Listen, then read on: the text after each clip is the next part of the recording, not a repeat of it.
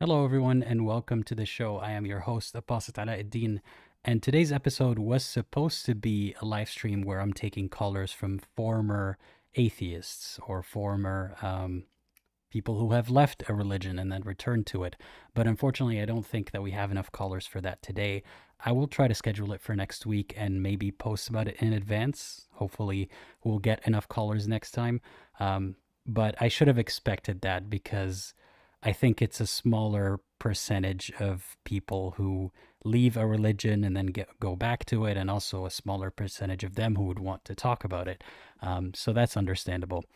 Anyway, no big deal. We're still live streaming today anyway. Maybe this will be a slightly shorter live stream. Maybe I'll take callers. I mean, the link is still pinned to the live chat if you would like to join.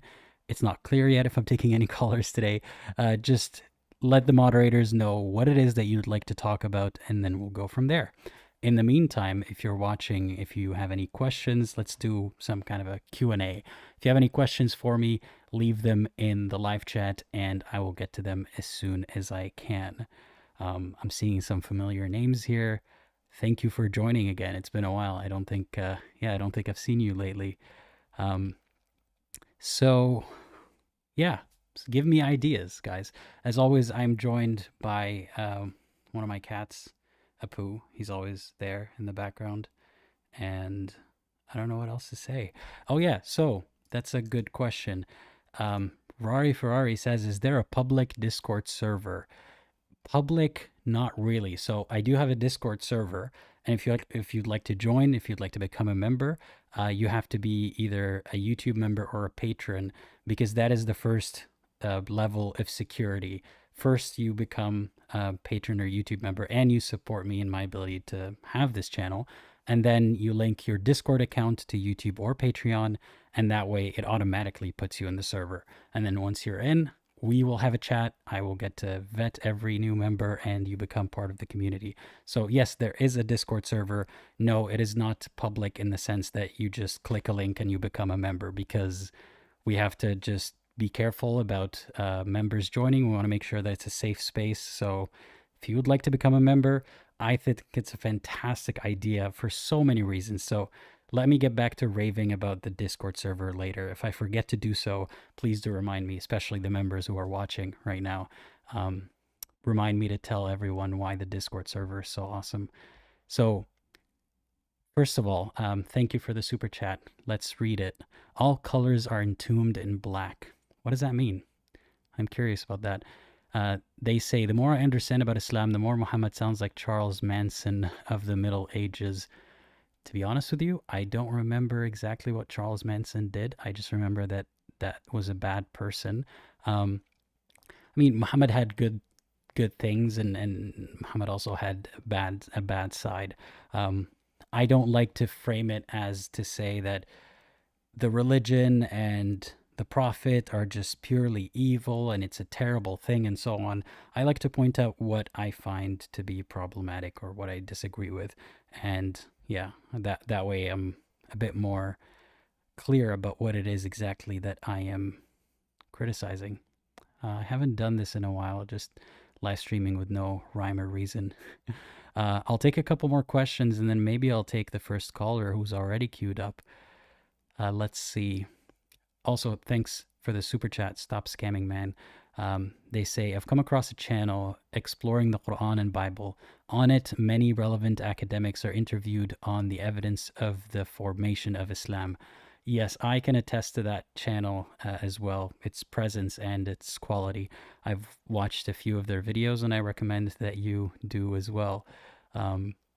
Yeah, thank you for the super chat, and thank you for sharing that. Let's see. So, interestingly, there are a couple of people who would have been perfect candidates for today's live stream.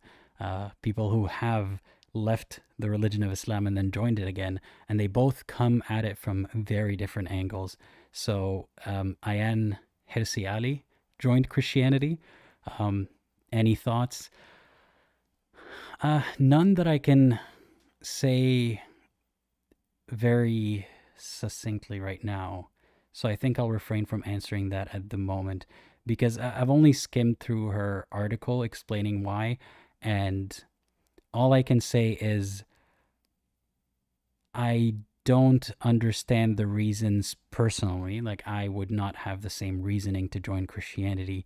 I felt like a lot of her reasoning was more about kind of a necessity of joining a team that is against what she perceives to be a global threat.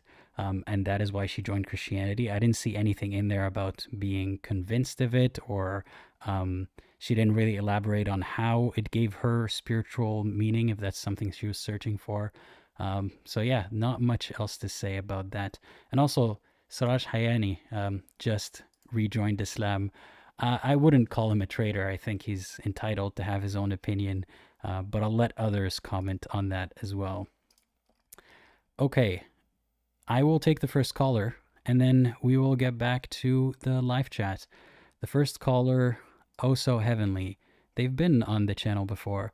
I'm adding them to the live call now. Hey, can you hear me? You are muted at the moment. Hello. Hey, how's it going? I'm doing good, and how are you? I'm doing fine, thank you. Remind me and the audience a little bit about yourself and what you'd like to talk about today. Okay, so I did call, I think a few weeks back, the from ex-Christian from the old Apostolic Church. I don't know if you can hear me. My voice is a little bit off today because I'm sick. No, I can hear you just fine. Oh, okay. So I want to get more like into like depth about my Christian denomination because I didn't really care too much about like the whole thing. So I want to share more about that and how they interpret the Bible and scripture. Okay. All right, tell us a little bit more about that then. Okay, so I don't know, I don't remember. Oh, I remember last week I spoke about the forehead thing that they do to you. And today I want to talk about like how they interpret scripture, like how they view Jesus. Like I did say last week that they don't see Jesus as God, they see Jesus as the Son of God. And they, sorry, Everything okay? Um, Wait, I'll put the caller aside for a minute because it seems like they're not able to speak. Um, in the meantime, I will.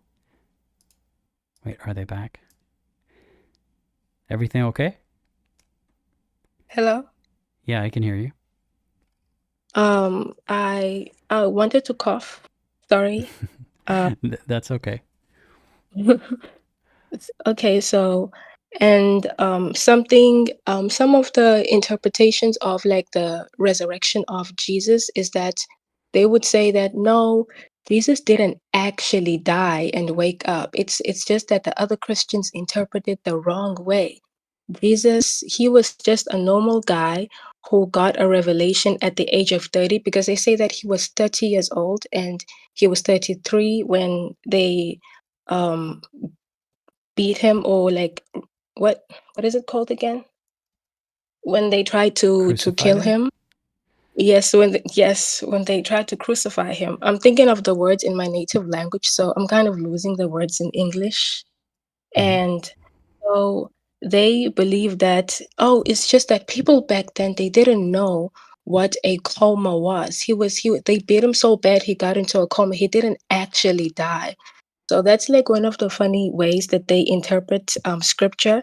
And the way that scripture is interpreted, it varies from like church to church.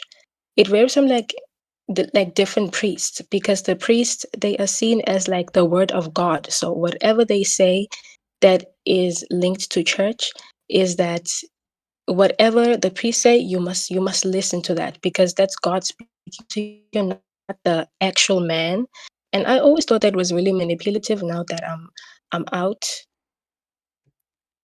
So, so so you're saying some Christians believe that Jesus didn't die, but he was just in a coma? Yes, like no, that's my like Christian denomination, not the other Christians. It's just that's what they believe. They're like people back then didn't know, so they said that he died, but he was just in a coma. Interesting. And what does that belief, what does it solve for them? Why do they believe that? I don't really know because like we were never encouraged to ask any questions. So I don't know why they thought that way, and I didn't want to press for more questions. So I just never asked. I just believed it. Hmm. What was the name of that, if you don't mind sharing? What was the name of that sect? Old Apostolic Church. Okay. There's very little information about it online, even so. Even though, what? Like there's very little information about it online, but like it's mostly popular in South Africa where I am. So Okay. yes. Interesting. So you didn't ask questions at the time. You weren't encouraged to ask questions. Did you did you ever ask these questions at some point, even after you left the faith? I mean, I do like still ask questions to my mom, but I don't want to ask her too many questions because I did stop going to church. So like she's not happy about me stopping going to church. So I don't really want to ask too many pressing questions. I don't want her to get suspicious that like I'm an atheist. Okay, fair enough. Um, so when you hear about things that other Christians or other Christian denominators believe in, denominations believe in, or other religions believe in, do you do you find them to be absurd? Like, do you think that there's no way I could have believed that? Yes, I do find them to be absurd, but it was like when I was still in my church, it was like popular amongst other Christians. I was the odd one out. So I was like, maybe we are the wrong ones, or maybe they are wrong, but like I wasn't really sure. But like some of the stories that the whole earth was flooded, that's not how the old apostolic church, at least in my area, interpreted the floods. They were like, it was a local flood. It wasn't actually the flood for the whole world. Hmm. Can you So think I of did anything? find Sorry, go ahead. no, it's fine. You can speak. Now, I was just going to ask you, can you think of anything that I've spoken about in one of my videos about Islam that you can directly relate to back when you were a believer, even after leaving the faith? Or maybe a belief that I would you had in common with a Muslim? um Okay, so I don't really know about I didn't really know about the everyday life because I cannot think of any right now. I didn't know about the everyday life of a Muslim, even though I do have Muslim neighbors, but they are more like cultural Muslims. So you did mention in like when I last spoke to you, you said that you go to your place of worship as often as I do. Also, the don't listen to outside education stuff. I think that was like mentioned in some of your other videos. So that's something else that was like not encouraged is like education. Like most of the members at my church are like are uneducated people, and they see it as like it's a good way to stay that way because you cannot trust the science, and you cannot trust NASA because it's from America, and you just don't want to trust any of that information. Hmm. Maybe that's what we have in common, what I have in common with with Muslims. But yeah, just like you have denominations and beliefs that your church would have that other Christians wouldn't. Some of what you're describing, some Muslims can relate to, but not all of them, of course. But yeah, that's interesting that that mechanism is common. Um, well, I could ask you a question about being an atheist, but also want to open up an opportunity for you to ask a question if you want. So, is there anything that you wanted to ask me? Not right now. So you can ask me questions about being an atheist. Yeah, so you had said in the chat here that you are an ex-Christian, now atheist.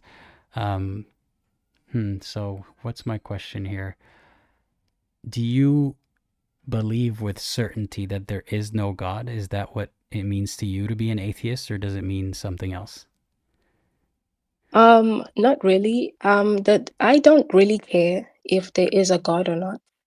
I mean, if there is a God, it doesn't really serve me because like my prayers don't reach. So I'm the type of atheist that is kind of like, if there is a God, okay, I still don't care because I don't feel connected to that God, but I'm not completely ruling out that there is a God. At the same time, I don't care if there is no God because I'm still living my life like the same. Mm-hmm. Well, what is one thing that makes you wish that there was a God, if anything? Something that makes me wish that there was a God. Um, I mean, if the I answer is mean, nothing, then that's fine too. But did it ever come across your mind the idea that I wish there was a God so that so and so? I do wish sometimes that there was a God when it comes to like atrocities like happening around the world. As a person, I could handle some of the stuff that I go through, but like seeing bad stuff happen to people around the world, that's sometimes that I'm kind of like, I really wish there was a God that could stop all of this, but it doesn't seem like there is one. Mm-hmm. Yeah, I think that's something that So a lot of atheists can relate to. yes, so I don't have a personal reason that like would serve me as to why there is a God, but like it's more so for other people because I do live like a comfortable life. Mm-hmm. So I just wish it for other people that like I see and I'm like, those people are really suffering. I really hope that there would be a God that would stop all of this suffering, but I don't think that's realistic. I mean, let's rephrase that question a little bit. Um, so, if you're hoping that there would be a God, like the God would already exist. It's not like the God would come into existence. So, if you are hoping that there is a God, then God is currently not doing anything about the people that you want to be helped. So, in that case, it might not help to believe that there is a God. You know what I mean? Yes, yes. I understand what you mean. Yeah. Um, but T Rex here, a commenter, brings up a good point. Just because there is a God, that doesn't mean that God would do anything about the suffering. Yeah. Yeah, Or the God doesn't actually care that's about plausible. what's happening. I didn't want to come into this live stream with any assumptions. I mean, I was going to talk to people who have left religion and came back to it. Um, but I knew in the back of my mind that possibly one of the reasons would be that what you just described is why you would hope that there would be a God. Um, but I'm not going to put words in the mouths of callers who didn't call in today. I'm just going to hope that next week we will get to hear from people who have left religion and understand what it is that made them come back to religion. Um, yeah, so let me ask you that question. Maybe that's the last thing I'm going to ask you. If there was something that would convince you or change your mind about religion in general, what would that thing be? Like that would make you believe in a religion? Um, I don't really know the answer to that question because it would have to be something that really convinces me. I don't really know the actual answer to that. Something that particular God would know would convince me, but I don't know personally what that is. That's fair. It's good to know when you don't know. Yes. Mm. Um, I don't know if you want to ask me some other questions because I do have something else that I Um, want to talk about. no, I'll let you talk about that thing. I don't have any other questions. Okay, so something else that I also thought was like really well, it is like really was really harmful at first. Is like a tithe at church that we have to give out, and well, I didn't have to do that because I was still young, but when we lost my father, we lost like the main source of income, and my mom had to pay like a tithe to the church, and like we suffered so much. She didn't have like so a tithe according to the old apostolic church is that you pay 10% of your gross income. So even after like let's say you get like 20,000 rand in your actual income, but then the government, since most government workers in South Africa, they pay taxes, and even if you are to receive 20,000 rand, but then they deduct it, they tax you, maybe you receive 10,000 in your bank account as your income, you must pay 20%, 10% of that 20,000, including your tax. So that is something that really um it bothered me a lot because I'm kind of like we could really use this money at this extra money that we're giving to church at home, but we were busy giving it to church, and I didn't understand why God would specifically want people to give him money. Like we pray to God to have money to buy stuff and to buy basic necessities, but then we give it back to God again. So that was something that really it really irritated me because I'm kind of like we it doesn't really have to be this way because this extra 10% that my mom is giving away to church, we could actually use this money for something. And I had to take like a gap year to go to university because I didn't have the registration fee to like go to school, and but now I have the money, and now next year I'll be going to university. So all year I've been like sitting here and like not doing anything because my mother didn't have the money because she prioritizes church, all about church and God, and it really irritates me sometimes how religious she is. So that's that. Yeah, I'm sorry that that's what you had to go through and what she's continuously going through. I mean, I understand the concept of giving to church and hopefully the church using the money to better the community.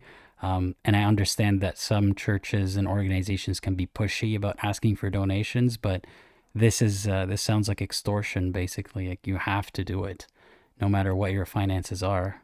You have to pay it, and that's just horrible. I'm sorry that your mom is doing that, and everyone else who's stuck in that system. Yes, and when I realized this, that this is not actually money that helps the community in any way, because the apostle, which is like the main guys, what our apostle in in my province, they have like nice lavish cars. Now, mind you, apostles in the old apostolic church, they don't have a regular job. Their job is to be an apostle. So I'm thinking, so that's like type that 10% of people's income, they actually giving it to these apostles, and they buying lavish cars. They live in nice neighborhoods, communities where there is no crime. And I just put two and two together, and I was like, they are really using people's money. And it irritated me even more, and it made me like really, really angry. Yeah, I mean, do those people ever get confronted openly? Like someone asks them, "Why are you driving such a fancy car? Why do you have a private plane?" All that kind of stuff. Have you witnessed any of them being confronted? No, it's really I, so the old apostolic church is like a very small community compared to like the rest of the country.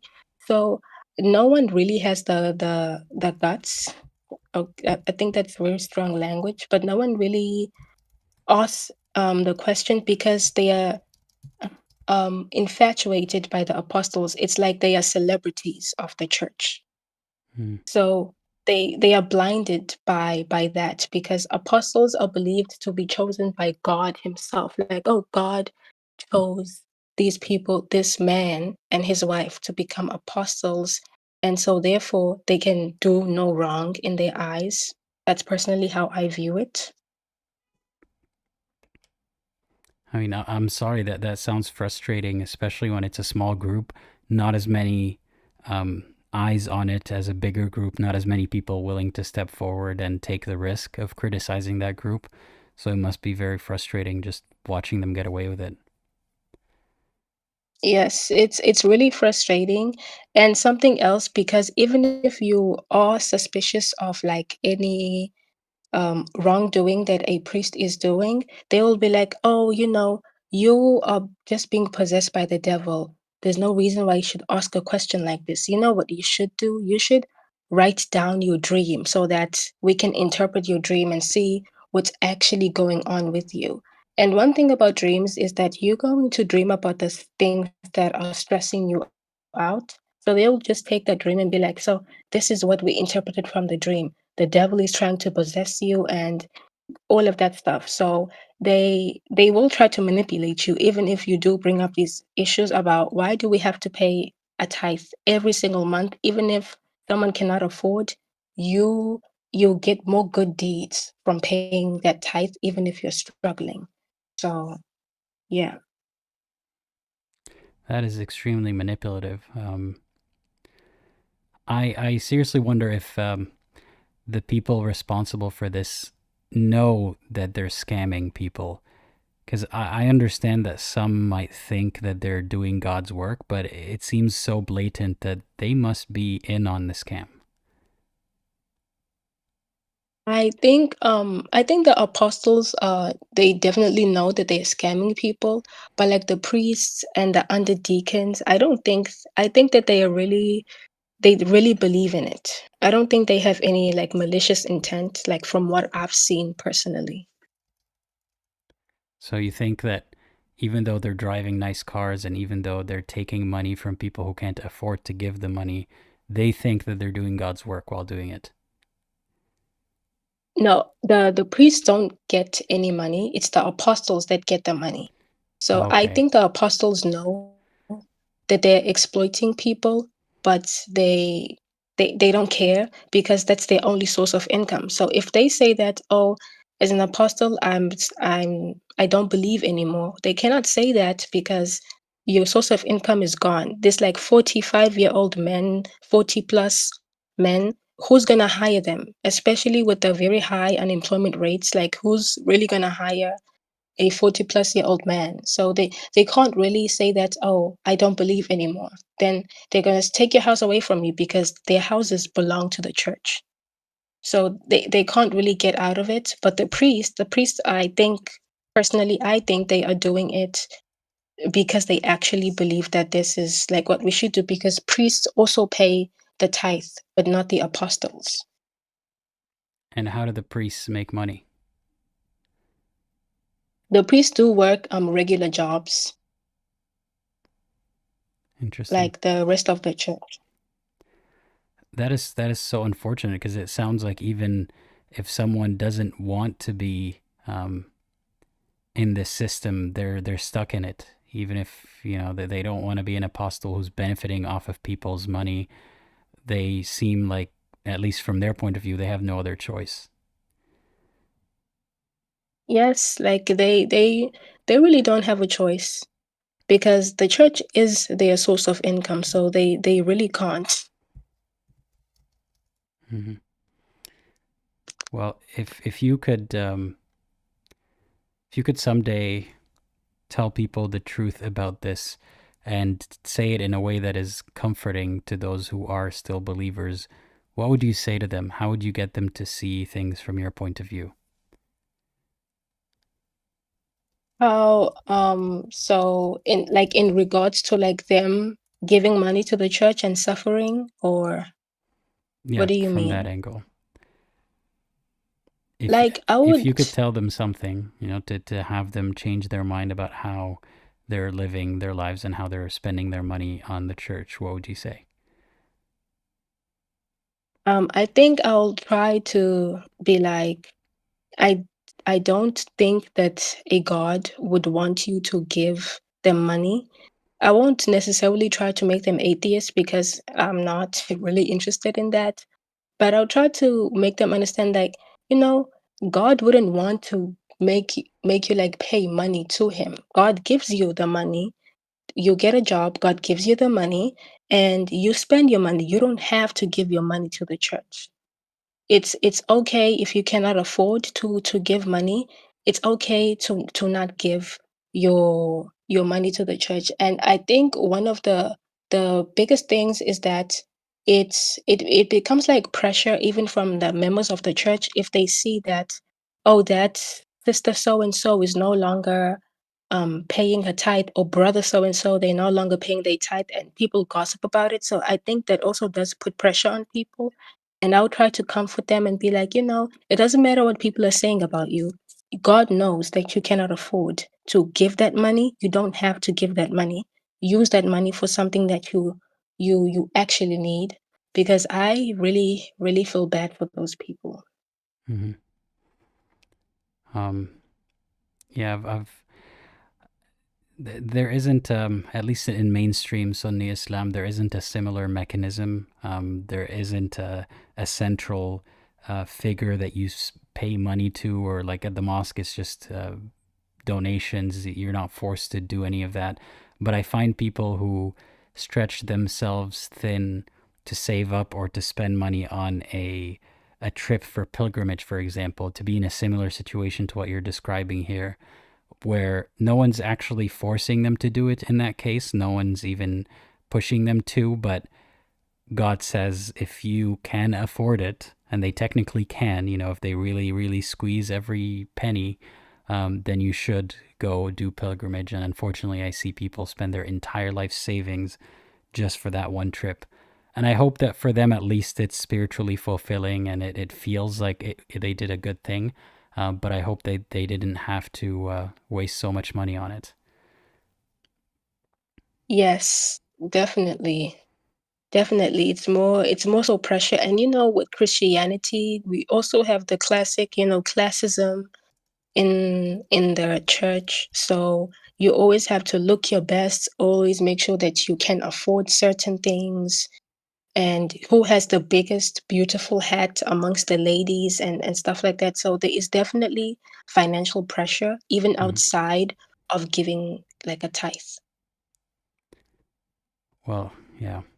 How can we wrap this up? How can we give people a message of hope through all this? Like believers or atheists, I don't really know. Um, Anyone, like whoever comes to mind, whatever is easiest for you to say right now. How to give people hope. Um, I don't really know because I don't have hope even for myself. So I don't You really don't? know. Why not? um, I don't know. I think I've been feeling like really stressed out lately. So I don't know how to give people hope. Well, what's the last thing you remember that gave you hope? Um,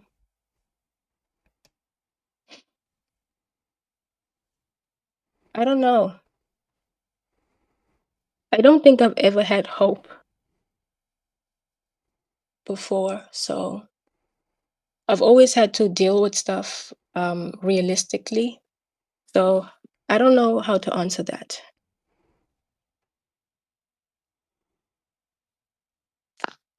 Have you ever felt like you are in a better place than you were in the past? Yes, I'm in a better place in terms of like, not believing in God anymore and not feeling guilty about certain things, like enjoying worldly things as they would put it at my church. Certainly I don't feel guilty, or that a God is watching me and I have no privacy. That has put my mental health like in a better place. but I don't know how to specifically like give people hope. I think once one side of me got better, but necessarily some things are not really fulfilled. So that's just how I feel. Well, I hope that maybe through observing your own experiences and how you have made progress in some ways, or you are in a better place than you used to be, I hope that you can find hope in that. Even if you don't necessarily see the correlation or you don't see the mechanism of how it happened, it is factual that some things are now better than they used to be. And maybe that can be enough to inspire you to be hopeful about things improving in the future. Yes, definitely. I'll think of it that way. Yeah. Um, Okay. yeah, I appreciate you calling in today again. And I hope you enjoyed this conversation like I did. I did enjoy the conversation. Thank you very much. Of course. And I hope you have a great rest of your day. You too. Bye bye. Bye bye. Thanks again to the caller. My cat is here, Hapu. You see how I noticed? Like he's going to jump on my shoulder. I called it. Um, Thanks again to the caller. I want to answer one question before going on to the next caller. It seems like we have a bunch of callers today. Um, Maybe possibly one of them is ex-atheist. Possibly. We'll get to that. So let me see if I can find that comment earlier. There was a comment saying, yeah, there we go. I Swasini. Sorry, I can't read the name. Please tell me how that's pronounced. They're asking, would you ever consider Christianity an option? I think in general, everything is an option. I mean, I've never not considered Christianity or Islam an option. It's just that I haven't seen anything to change it from being an option or a plausibility to very likely or clearly true. So it's not like I am against the idea of believing in any religion. It's just that I haven't found any of them convincing or as self-evident as believers of those religions sometimes think they are. Um, and that is something that I wonder if it's pushing a lot of people away from religion, is how self-evident some of these religions claim to be. Like I'm not talking about Christianity anymore. I'm thinking about Islam. The more that Islam repeats that it's so obvious and people just need to think and it's just so clear, and you have to be dishonest not to see it this way, the more that people who don't agree or can't see Islam as sensible, the more that they don't see how reasonable it is. So it's almost serving against the religion to be so arrogant about how obviously real or obviously truthful it is. So to answer your question, I have not disqualified Christianity completely, and I haven't disqualified Islam completely either. It's just that there hasn't been anything to prove otherwise. All right, let's see who is the next caller. The next caller is TL. I hope you are ready because I'm adding you to the live stream now. Hey, how's it going? Can you hear me? You are muted at the moment. Are you there? Yeah. Hey. Hey, how's it going? Good. How are you? I'm good, thank you. So tell me a little bit about yourself and why you're calling today. So I kind of left Islam around a year ago during like Christmas. So I am from. Can I say the name of the countries here? Yeah, of course. It's up to you.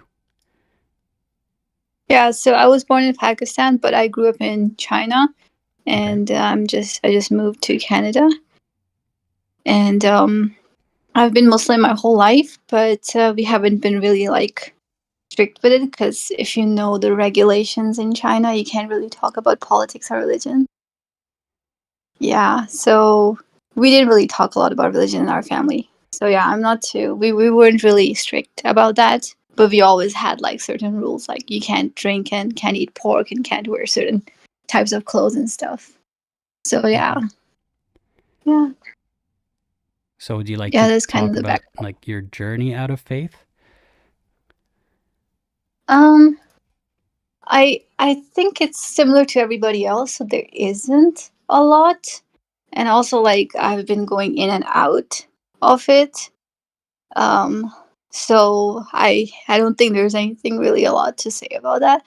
But I do have like a few questions that I wanted to maybe ask Sure. you, because yeah, so like I was talking because I still have a lot of Muslim friends, and sometimes I talk about Islam with them, just with only a few of them. And so like I was talking to them about Quran and how like there are certain things that just do not make sense. And then the easiest thing for me, as because I'm a woman myself, would be about like, the wife beating thing. And because that just doesn't make sense to me at all. And most of them will just go with something like, context matters, or like, that word actually means this, and you're reading the wrong translation. You probably have heard it a million times. So, like, but they just can't come out of this, this excuse or whatever, or their reasoning. I'll call it their reasoning. They just can't come out of their reasoning that, oh, you just have the wrong translation, or like it used to be. Like before, people used to beat their wives and stuff, but it's not like that anymore. And right now, it just means, just to tap on her shoulder and just, or like look at her seriously about some matter. So yeah, like, yeah, they said like it's for the past. It doesn't work right now. And I remember reading somewhere in Quran that is for all eternity. Now I really can't find where it says that in Quran. I don't know if you know which like verse or something that Quran is for all eternity. I can't remember off the top of my head which verse that is, but let me ask you a question. What is the point of that discussion with the believer? Like, what do you hope to achieve? So they're stuck on telling you that there's an explanation and you're just not understanding it. So what do you hope the next step would be? I'm kind of like, for me, if it doesn't make sense, it doesn't make sense. So I was thinking more like if I explain to them and it makes sense to them, then they'll know. So that's what I was doing. I was just telling them, maybe you haven't read this part of Quran, and then you just need to read in English. So it was kind of, I'm guessing, naive at the time, that thinking that if they'll read the English translation, they will understand how bad it is. But apparently they know that stuff, and then they just found their own reason. Because they keep on asking me why you don't believe anymore. Like, that's the first question. Right now, I'm just answering people like, well, tell me, why do you believe? Because I'm just so sick of people asking me every time, like, why don't you believe? Well, I was So going to I just ask give that. the reasons why. I was going to ask that next. What are you hoping to gain from that discussion? And you kind of answered that. It's not you who wants to have that discussion. It's them who drag you into that discussion and then try to convince you that you're wrong about that. So when you tell them that's my reason I don't believe, for example, I think at some point you should say I don't see it the way that you see it. I mean, you don't have to explicitly say that, but at least you can think that. I don't see it the way that you see it, and I don't have to keep playing this game where I try to convince you just because you don't believe that I am convinced of this. Like, I find that sometimes believers and people in general struggle to understand that someone could be right or wrong, but they're convinced of their position, and just repeating the same thing is not going to change their mind. So it sounds like you don't want to be having these discussions, but you're having them because they want to have these discussions. Yeah, definitely. The next question they'll ask me if my family is Muslim or not. And I just basically ask them, are you asking me, like, if my family's okay with me not believing? Because that's literally what they are asking. Some of them will just say, yeah. I don't know why they just like beat around the bush about that stuff. But yeah. I don't really want to get into these conversations, but I felt like, some of them actually like they want to know. Like, oh, what did you figure out about our religion? That's not right. Maybe I don't know enough. And I don't know. They gave me that feeling. So that I'm like, okay, I'll tell you. And then when I tell them, I don't know. I just feel like either like somehow it offends them if I talk about it, or they're just so used to it, they just keep on giving the same reasoning again and again. Because probably other people have talked about this before. So, if it were up to you, would you be having these conversations with them or not? I don't think so. I don't really care actually that much, so I don't really think so. But So if is it- they like, but I do. Go ahead. But I do want to know, like, why do they believe that? That is, I am very curious to that. But I wouldn't really start these conversations. Mm-hmm. But Yeah. that's the problem, though.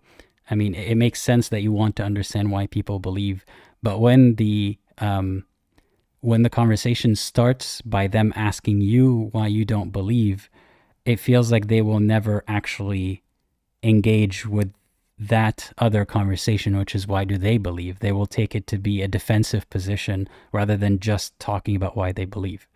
So, yeah, it's a difficult position to be in because you don't sound like the kind of person who just randomly wants to ask them, why do you believe? But they're the kind of people who would randomly ask you, why don't you believe? So I see your predicament here. Yeah. So I feel like usually it's the easiest way is to just ask them, why do you believe? And I don't, do you know what the answer most of the time I get is? What?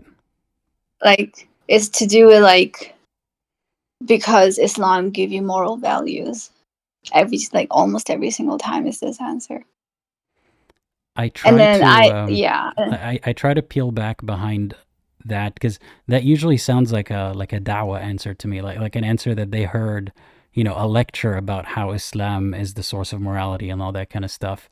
But if you can somehow engage them in a conversation and get them to inspect every reason that they cite as, reason for belief, maybe they'll discover things about themselves that they didn't know. They'll discover that they don't believe because Islam is where they get their morality from. They believe for other reasons. Yeah, I think, I've done that before. And they're like, oh, Islam gives you a clear cut, like, values and you just need to follow them. And then my question is that actually a good thing that you have a clear cut value instead of like, sure, when you're a kid, that's, I guess, okay. But when you're like 30 years old, do you still need a clear cut value or you can think for yourself? Wouldn't thinking be better? Like having a method of thinking. It's like if Islam taught us. It's important to also deconstruct.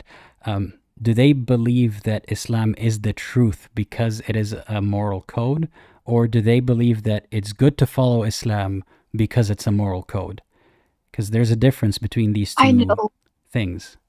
I asked that too from them because I'm like, are you basically saying like people who are non-Muslims don't have moral values? Is that what you're saying? No, wait. They're like, no, but like, I'm asking something different though, because framing it that way is putting words in their mouth. Not necessarily that, but do they think that they're following Islam or they're Muslims because it's good for them and for society and it's a moral code to live by, or because it is the truth and it is the source of morals? You know what I mean? Like, it's like saying I follow this diet because it's good for my health versus I follow this diet because it is the diet that humans were meant to follow and God said you should follow this diet. These are two different approaches to following a diet. Mm-hmm. So like when you're asking them these questions, like it's not necessarily that you have to imply that what they think about people who don't follow Islam. You could just keep it on topic. Do you follow Islam because you think that without it there is no morality, so it's only practical to follow Islam? Or that because it's the source of morality, therefore it is the truth? Mm-hmm. That's actually a good question. Yeah, I should probably do that next time. Mm-hmm. If you can find a way to pivot these conversations from them trying to show you how Islam is true, like asking you why you don't believe and then trying to shut those reasons down, to inspecting why they believe, it might be more beneficial for both of you. Yeah. Right now, I just like to pivot towards what they say, but usually those conversations just go towards me like, okay, you know what? I feel pity for them. I know it's a bad thing to. It's not exactly a good word to use to say pity, but like they really need it, because when I try to say things like these, like I wouldn't really directly say it, but like, there is no like afterlife after this, so like make the best of this. And then what if Islam is not true and you're just like giving your whole life to it? And then they'll be like, okay, but my cousin or somebody died, so are you telling me they'll never come back? Yeah. And then I'm lost at that point, because like it's a sad thing. And I wouldn't know like what to say to that, because it's hard, because even for myself to come to the realization that people who have died have just like gone, it was not a simple thing. I had to like, for years I had to like first give up Islam, then give up like other religions or cultures and all these other boxes that people have that they believe in, and then come to a realization like, people who are dead are just dead. So yeah, it's hard to like jump to that. Yeah, usually I'm lost when it comes to that. I don't know, how do you handle it? Yeah, I'll tell you a realization that's not specifically about death, but something that I was contending with recently. I don't think that objectively anything has value, like from an objective point of view. It's all relative. For example, is Earth more valuable than Mars? Depends on who you're asking. If you're asking humans and life, yes, of course, because it's making it possible for us to have life. But if you're asking a star, does the star care? That Earth is more, full of life than Mars? Not. I don't think that objectively matters. So what I'm trying to get at here is that whether we like it or not, everything is filtered for every human through their brain. Your senses, from something as simple as light, you don't actually see light. Your eyes interpret that light and send it as signals to your. They don't interpret. They translate it into electrical impulses, and your brain interprets them to mean something, and then you see, a water bottle or a phone or whatever it is. So if we realize that our brains are the filters that we make sense of the world through, our brains are how we subjectively value things, you might start to see the world a little bit differently. So in the case of someone dying, it is sad that they're gone forever, but they still live in your memory.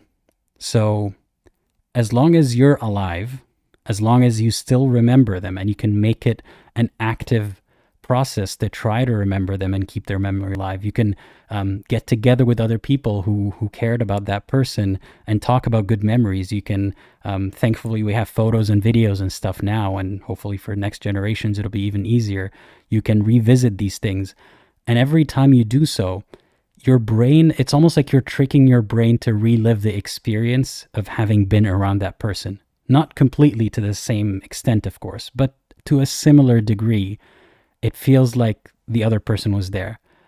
So if you can understand that we're just biological machines, and you can trick your brain to feel similar feelings as if the person was alive, and re-enjoy the moments that you previously enjoyed when the person was alive, you can salvage some of that. It doesn't have to be as bleak as the person is dead and they're gone forever. They are alive with you as long as you're alive and as long as you have your memories. So that's just one way, I think, of coping with death. I think that sounds a lot like Chinese culture, when you when you go and say prayers to your ancestors. That's how you remember them, so they keep on living in your memory. But like for me, I just like, I don't like, I feel like we humans think too much about ourselves. I don't even think that much. Like I feel like you're just here because you happen to be here, and then you just do your time and you just die, and that's it. And like that's how it is. But I I don't mean, really think too much while you're about. here, you don't have to just do your time. You can find ways to enjoy that time. And I know it's easier said than done, and it's easier for people who are struggling less than those who have to struggle more just to survive. But even someone who's struggling and working, 15 hours a day, their life seems much harder than someone who's working less, but they might be enjoying life more just because of how their brain interprets events around them. So if you could try to control how your brain interprets the events around you to some extent, or at least like push it in the direction of trying to enjoy life, that's the best that we can do. We don't know how life began or if it began with a certain purpose, but we can make the best of it as long as we're here. Yeah, I think that's actually a good way of thinking about this. Like it would help some people, but I don't definitely think my Muslim friend will not. They will not be able to think that way, because I feel like for them the afterlife is just 10 times worth more than whatever this life is. So I don't think they will ever think of enjoying this life. They just know they Yeah, have a purpose. that's such a shame though, because from two angles. One is that they cannot enjoy this life to the fullest because they're always holding out for another life. And I'm not saying because they're missing out on sins. I mean, just in general, the way that they view this life will always just be a setup for the next life. So they're missing out on some part of the enjoyment. And also, when you compare all the mumbo jumbo that I just said about milking the memory of someone to enjoy that experience as much as possible, it does not compare with actually getting to live with that person forever in a heaven where you could do whatever you want and there are no problems and everything's happy. Nothing compares to that. So when you raise someone with that ideal, you're setting them up for depression if they ever realize that that is not what happens. But if someone grew up with that bleak reality and they have a positive view of it, or at least, trying to make the most of it, it's easier to continue living that way than to transition from believing in heaven and ideas about the afterlife to nothingness. Yeah. I think for them, like helping them looking at other perspective, like other cultures and other religions, might give them an idea that it's not just Islam that thinks like that. There are other cultures that have their own ideas and their own religion and stuff too. So it's like when you're just consumed within your own like religion or culture, you just think that you have the best culture or religion in the world, and it's just if only people knew about it. But the thing is that when you go and you meet other people from other cultures, you come to know, oh well, they have the same thing going on. So I guess like my culture or religion is not that special. Yeah, and sometimes But it's I not feel just like about like the best thing, but the only valid way. I mean, I personally, I grew up thinking that this is the only valid religion. It's not just that it's better than the other religions out there, but this is the one that is actually in tune with the creator, in tune with the truth.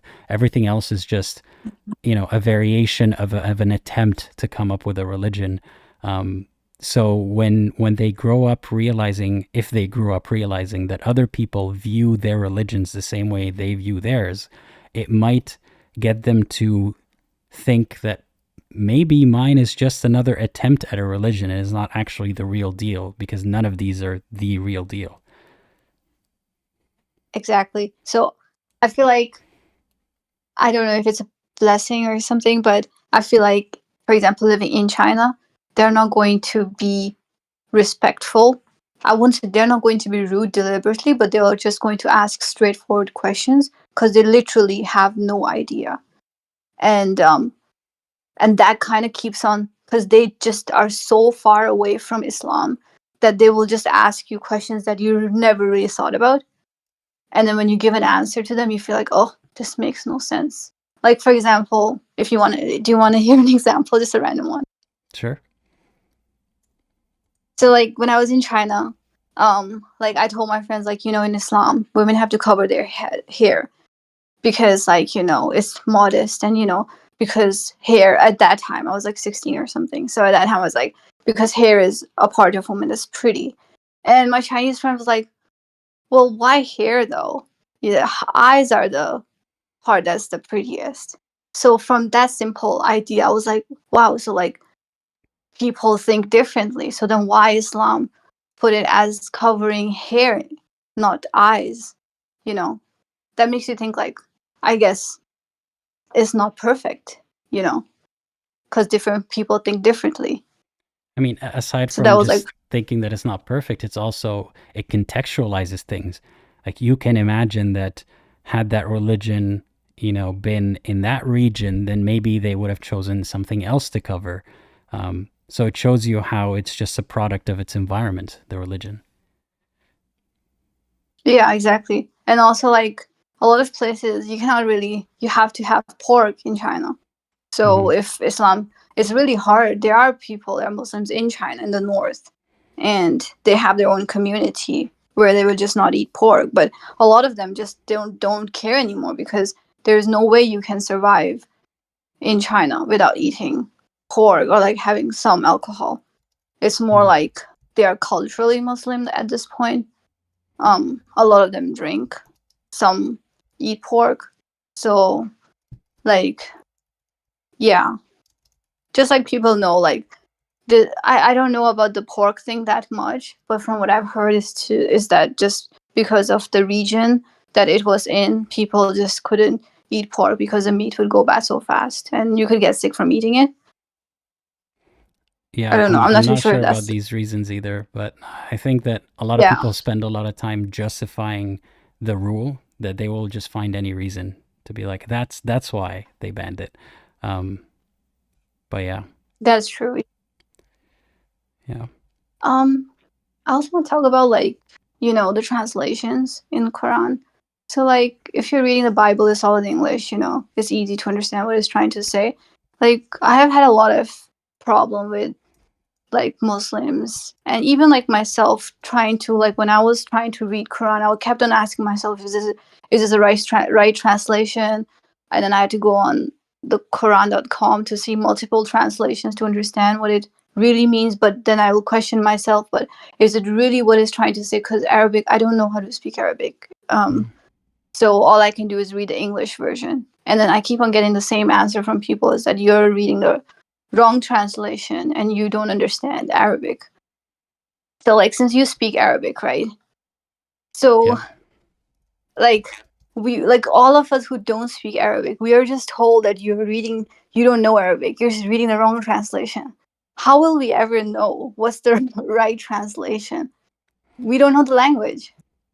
I mean, even for native Arab speakers, there are instances of words in the Quran that were borrowed from other languages or that don't mean anything to us today.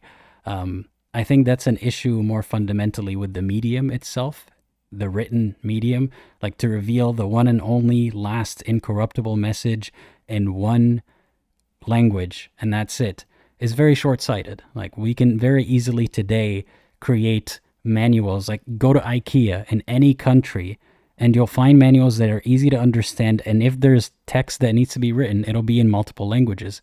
Like it's not that difficult to make something easy to understand in multiple languages.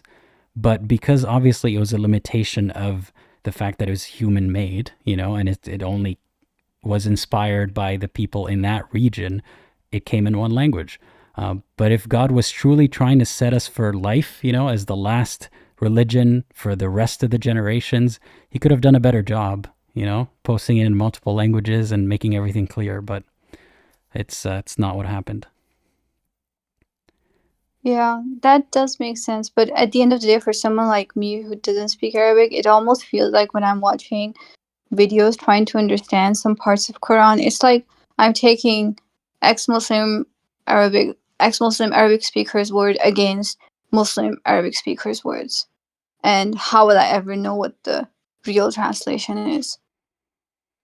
It's difficult because sometimes there's actually mistranslation, but that's a problem that Muslims themselves are responsible for, and it only becomes relevant when the religion is being criticized, but other than that, they don't care about mistranslation. It's only a problem when it's being inspected. And sometimes it's not a mistranslation. It's just that, actually, I've seen a lot of mistranslations deliberately trying to cover up the meaning of something. I've seen more of those than a mistranslation that misleads people. So I can understand it's difficult for someone whose first language is not Arabic. It's you can very easily be misled by people just blanketly using that term or that excuse. I've heard it myself so many times. People who don't even speak Arabic would say, "Oh, that's a mistranslation," and they don't know that for a fact. They just heard that mistranslations occur, so anything that looks suspicious is probably a mistranslation, and that's good enough for them. So yeah, it's difficult, but there are a lot of people who try to bring up, the translation and to be very precise, and I try to be very precise when I'm critiquing something. It can only go so far that you say it's a mistranslation. Yeah, but like for me, it's like, you know what I mean? If there's like for me, I would still feel like it's just your word against his. Because like, just think of yourself. If you don't speak Chinese, and I speak Chinese, and I can read and write, and then I'm just telling you this word means this, and then the other Chinese person is saying this word means this, but we are saying two different things. How will you know whom to trust? You don't even read the characters. Do you know what I mean? Yeah. So that's kind of like the issue I feel like I keep on having with like my Muslim friends who speak Arabic, and then like I'll never know. That's the problem. Like most of us who don't speak Arabic, we will like never know. So all I'm going with is just the English translation, and most of like the vibe it's giving or like the feeling it's giving is similar. Then I'll just say like, okay, that's basically the translation means. But I don't really need to go into each and every verse for it to make me understand that this book is just man-made. There's just too many loopholes. The way it's just written is, yeah. But some people are okay with that, just the way it's written. Yeah. And at the end of the day, you have to remind yourself, why am I doing this? Am I doing this for a pursuit of knowledge because I want to know the meaning? Or am I doing this to prove a point to someone or to prove a point to myself? Don't get too lost in the pursuit itself. Try to remind yourself, what is the purpose of what I'm doing here? Because sometimes you might just be chasing, translations and mistranslations for no reason, just to appease someone else. Yeah, I don't feel like, because I do, like, if it's the truth, I do want to, like, believe in it, because I have believed in it for so many years, in the hardest time, like I would just eat rice in China because everything had pork. It was very hard for me, but I took it very seriously. But after coming to Canada, learning a bunch of stuff, I feel like it doesn't feel real. But if it is real, I would want to know, and I just wouldn't want to, like, if hell and heaven is real, I wouldn't want to go to hell. So that's kind of what I'm worried about. But I feel like I've learned a lot about religion to the point that I feel like it's all man-made. Well, So I'm not that worried. Yeah, I hope that you don't get too bogged down with these discussions, and I hope that or like these revisiting of the same topic on and on again. I hope that you find your peace with it. Yeah, I hope so too. Yeah. And I hope that you enjoyed our chat today. Yeah, it was really great. Yeah. Yeah. Thank you again for joining. Thank you for calling me on. Of course. And I hope that you have a great rest of your day. You as well. Thank you. Bye-bye. All right. Thanks again to the caller. We still got a bunch of callers. Like I said, it wasn't, the topic today was something completely different, but thankfully we have a lot of people who are interested. So we just changed the topic and no one's the wiser. So I want to read a super chat before we continue. Thank you. Sorry, I can't read your name. Thank you for the super chat. They're saying, sending support in memory of S. S is a friend of theirs who died for leaving Islam, apparently at the hands of their parents. Thanks for everything you do to help ex-Muslims. I appreciate it, and I am so sorry for your loss. I hope that nobody has to go through that again. Okay, what's next? So, yeah, a question that I keep seeing recurring, to reiterate, we have a Discord server for our community. And the way to join is you become a patron or a YouTube member and link your Discord account. Just look up how to connect my Discord account to whichever platform it is. And then there's a screening process, and then you become part of the community. You don't need to be an ex-Muslim to be part of our community. And not everything that we do in that space is centered around religion or discussions about religion. Obviously, that's a topic that is heavily discussed, but we have a lot of other activities too. And soon enough, there will be videos on this channel that are heavily influenced by the community, and the community have put in a lot of work collectively into making those videos happen. So if you want to be helpful in that way as well, like if you want to help make videos, you can become part of the community to do that as well. And if you just want to observe, you're free to do so. All right, let's see, who is the next caller? I'm a little bit behind. Are there any comments that I've missed to read? Please resend them again if possible. Okay, I hope the next caller is ready, because I am taking them on now. Hey, Epicurious, how's it going? You are currently muted. Hello. Hi, how's it going? Good, and you? I am good, thanks. Tell us a little bit about yourself and why you're calling today. So, I'm like I think I had a previous caller was from South Africa as well. So I'm also South African, but ex-Muslim, guess agnostic atheist now. Yeah, I kind of wanted to join in with your original live, because I always hear Muslims talking about how they know so many atheists who reverted to Islam or converted back to Islam after hearing, the perfect word of the Quran.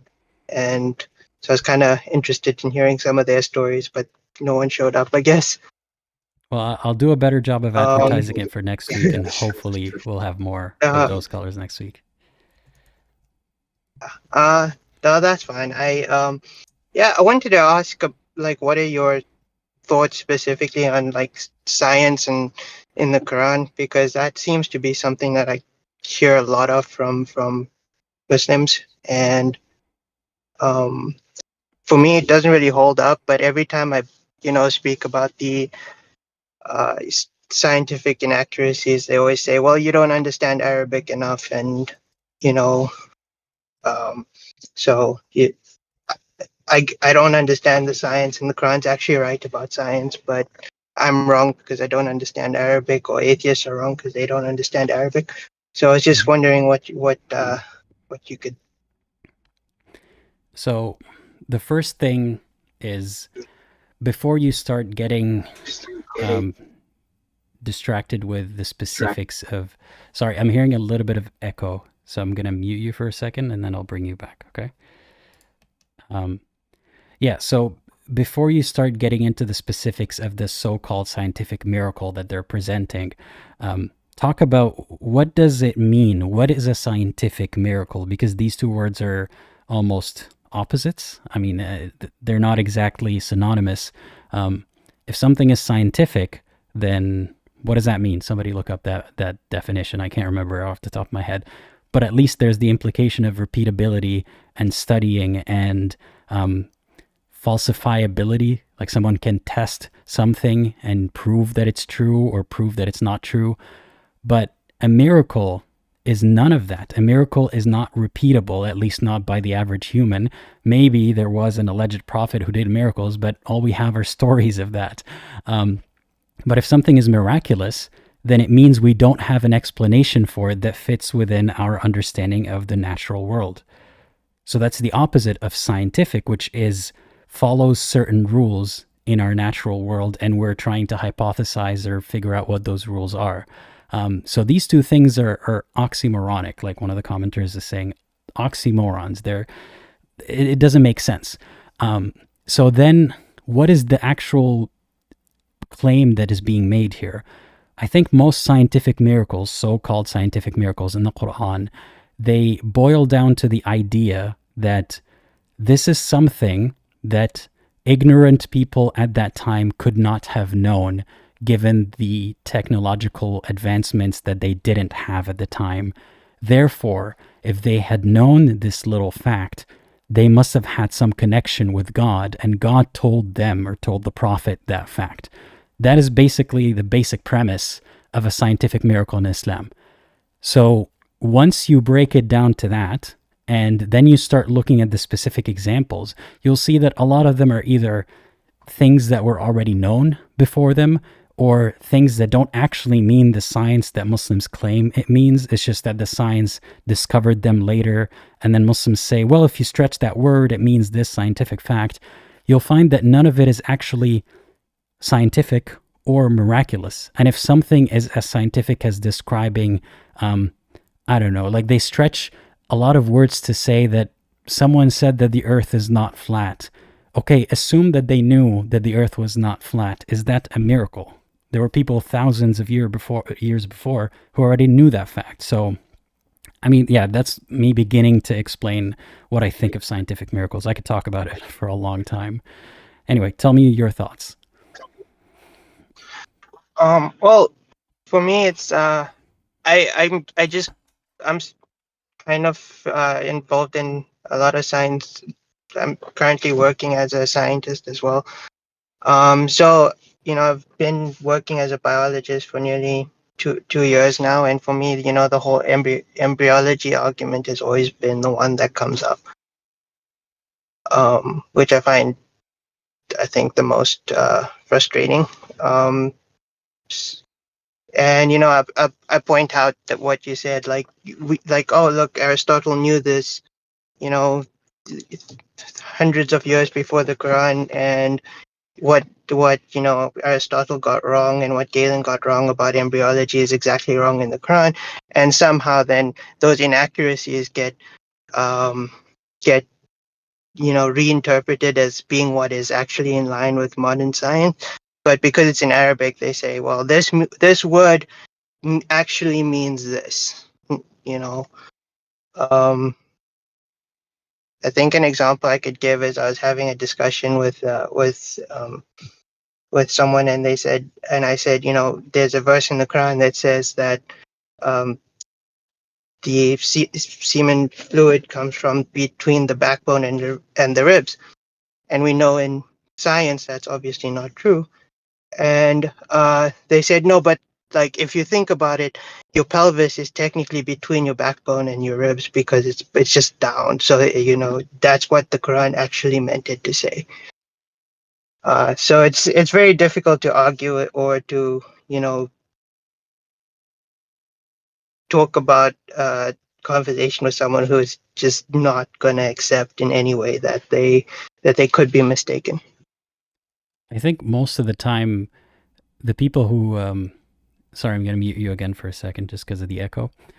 Most of the time, the people who claim that they believe because of scientific miracles and so on, that's not the case. Like, if you start to deconstruct why they believe, they will eventually realize that is not why they believe. That's something that they heard after they were already believers, and they started saying, that proves my point, therefore I believe because of it. It's exhausting to have these discussions. So it's always worth it to remind yourself, what is the point of this discussion that I'm having? Is the other person operating with the same degree of honesty and intellectual honesty as I am? Am I operating with a good degree of intellectual honesty? And what are we hoping to accomplish from this discussion? And most of the time, it's a fruitless discussion unless you're very surgical and specific about it. Like, to get into the details, not just of the miracle, but for example, a question that I like to ask is, I have a few questions about that. If this so-called scientific miracle has existed in the Quran all along, why is it only relevant now after the scientific discovery has been made, not the other way around? It's not like Muslims learned something from the Quran and built on it to do science. And even then, is that a miracle?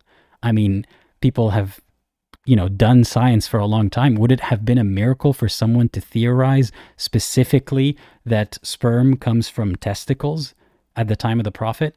No. So why are we giving it so much credit if it says somewhere between your ribs and your backbone? Like, even the more accurate description is not really that impressive or miraculous. So sometimes it's not worth having a discussion. Sometimes if you're having the discussion, make sure to remember what is the point of the discussion.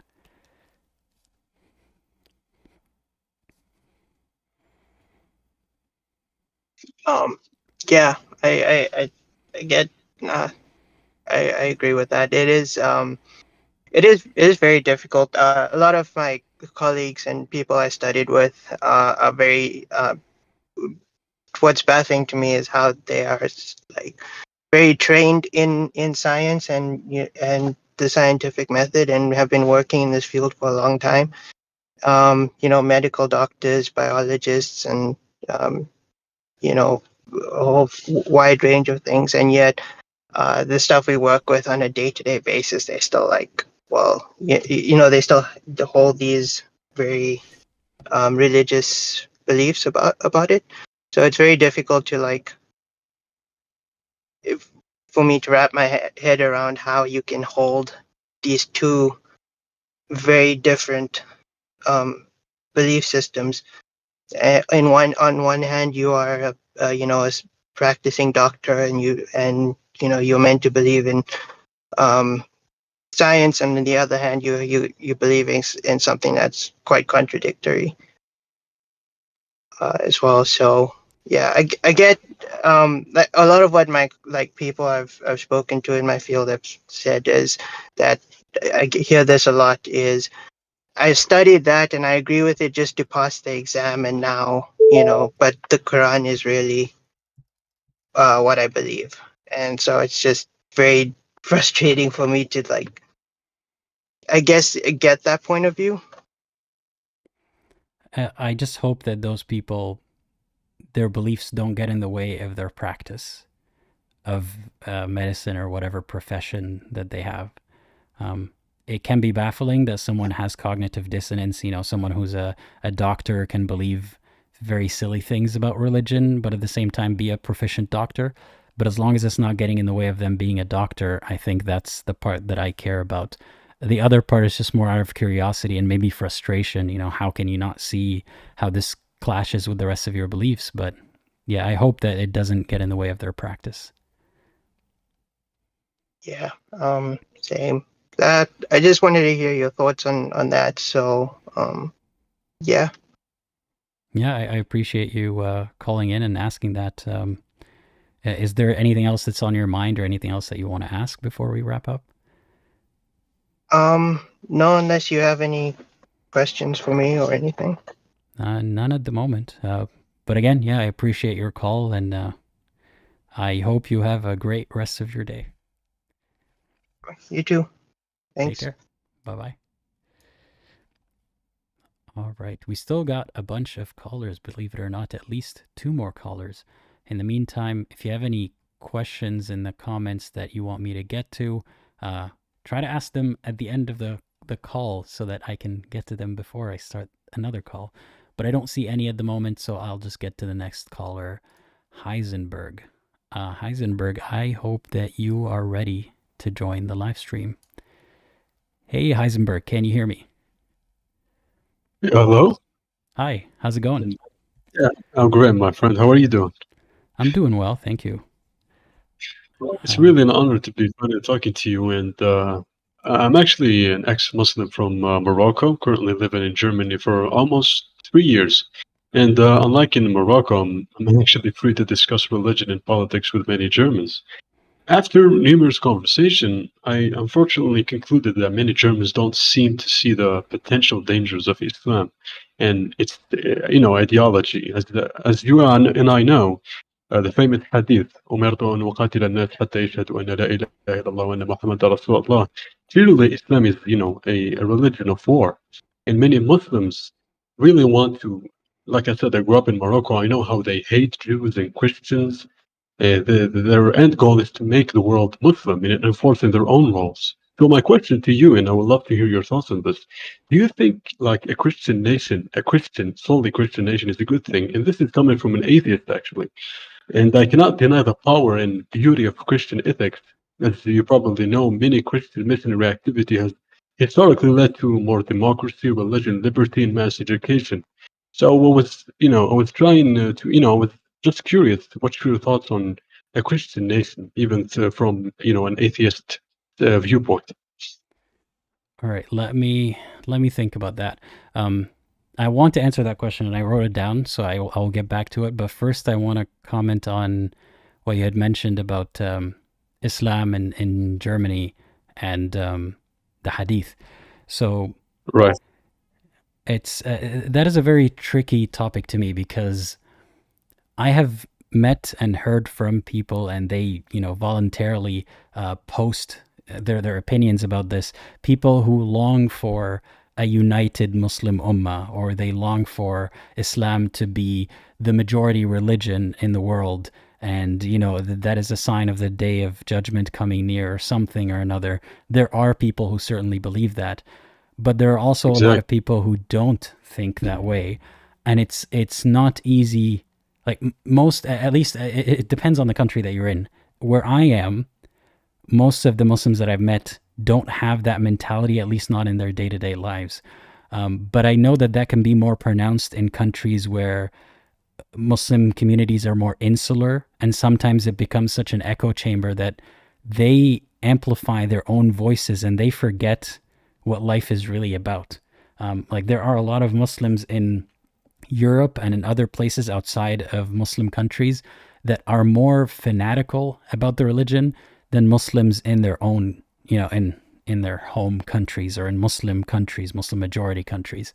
And that is a very peculiar effect, I think, that is not only caused by the religion, but it's caused by other factors, like how hostile the community around them is towards them, and how hostile they are towards other communities, and how much they blame the problems that they face on Islam being discriminated against, or how much they blame it on Islam not being the majority religion. I think a lot more goes into it than just that the Prophet promised that he will fight until, all the Jews are dead, or whatever other hadith. I think that even though these seeds are in the religion, most people thankfully don't operate that way.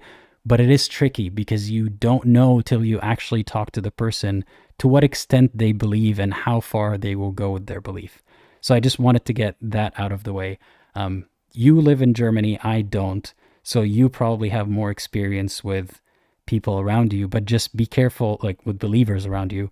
But be careful that the loudest voices that you will hear are those voices, the ones that keep longing for like they're almost like cosplaying, or role playing this jihadi mindset.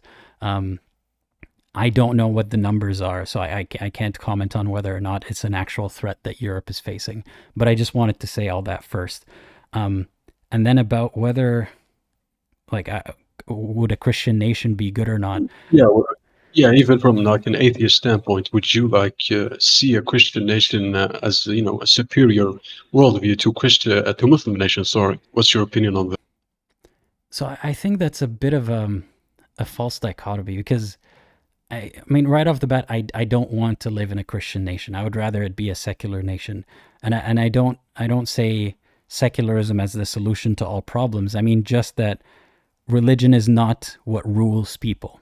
People can practice religion freely, but they cannot force it on others, and they don't put it in the laws. Like that's what I mean about that.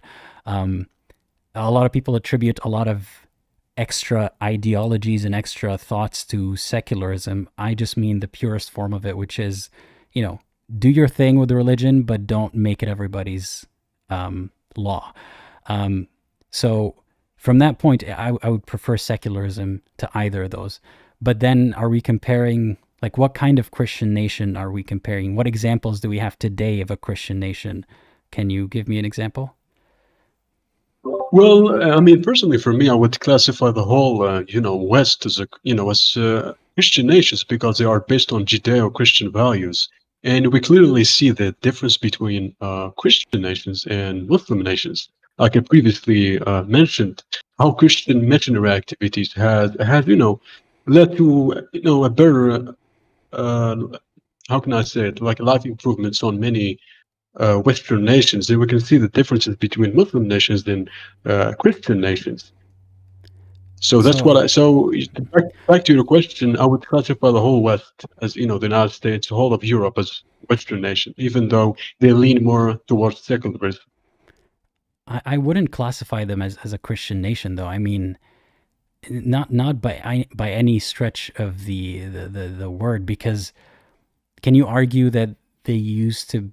I mean, they have a large population of Christians, yes, but there's a lot of reform that happened and a lot of values, Enlightenment values, that aren't from Judeo-Christian values or from Christianity. They're Right. from a lot of transformations that aren't because of Christianity. So I don't want to give too much credit to Christianity. And there's this idea, like I touched on this in the beginning, like Ayan Hirsi Ali, for example, just joined Christianity or became a Christian because of something similar to what you're describing, this concern that if nothing stands up to this Islamization of the West, then Christianity seems like the best deterrent to that, and Christianity is the base of these Judeo-Christian values. I don't think that is true. So it's a shitty option. Like two options: do I pick a Muslim nation or a Christian nation? Depends on which. Like they're both bad options, but also what time scale are we talking about? Like a Christian nation 300 years ago or a Christian nation today? Yeah, it really depends. Yeah. Yeah, you really did. You brought a lot of good points out of it, but I was trying. I'm going to go back to the previous comments you mentioned about, the Islamization of Western countries. I think they are putting a lot of Muslims, and the majority of them, I can say, they're coming from an ex-Muslim who lived in a Muslim country. I think they're putting theory into practice, because we can clearly, you and I see clearly the Islamization of a lot of these of Europe in general. A lot of, for example, what's happening in Gaza nowadays. 52% of people, Palestinians who live in Gaza, actually support Hamas, and they are trying now. They're trying to, get those endangered citizens into Europe. And that is a big mistake. I mean, we're talking about bringing millions of people with different ideologies and mindsets into European countries who are, as you said, sure, they are secular, but majority of them are Christians. And we've seen what happened in Germany. We've seen what's happening in the UK. People actually marching and wanting to have Sharia laws. That this is their end goal. And so I can see the dangers. And for me, I think the best approach is to apply what their mindset. It's an eye for an eye. For example, in Morocco, you're not allowed to build churches. Algeria, Tunisia, Yemen, Arabia Saudi, you cannot build churches. You cannot preach Christianity. And I think, I mean, I can always change my mind, of course, but I think this is the best approach to prevent the Islamization of many Western countries. And to do that, I think we should, limit immigration laws. I think we should, stick to our own clearly superior way of thinking and ideology. That's what I'm, trying to, get off my mind. So there's a few things that I disagree with here. First of all, I want to put a blanket statement out there. I am not an authority or someone who's very informed on the situation in Gaza right now. And that's not okay, to say, like, I'm not saying this to claim that, people are not dying in huge numbers. They are. But I just want to put this out there. It's not a topic that I am well versed on. But I can say one thing. Like you mentioned, 52%. I'm quoting you. I don't know if that statistic is correct. That 52% of people in Gaza support Hamas. Don't quote me or that, but give or take. Yeah. Yeah. So some number of people support Hamas. Can you not understand, like, possibly why? I mean, it may be because some people want a unified ummah, but it could also be because what else do they have? I mean, what's the other option there? accept to support the people who are fighting for them, even if they're not fighting in a way that we would consider to be maybe humane or playing by the rules. But I can sympathize. I'm not saying I support Hamas in any way, but I can understand that someone in Gaza doesn't have the same situation as me, and I can't then just theorize why they support Hamas. But I hear your point, the concern about now they want to ship those people to Europe or whatever. I think that most people don't want to live there. Don't want to leave their land. So I don't think that those people want to leave necessarily. They just want the suffering to end. Like I said, you live in Europe. You live in Germany. I don't live in Germany. You have more firsthand experience with what's going on. But I think that there's a lot of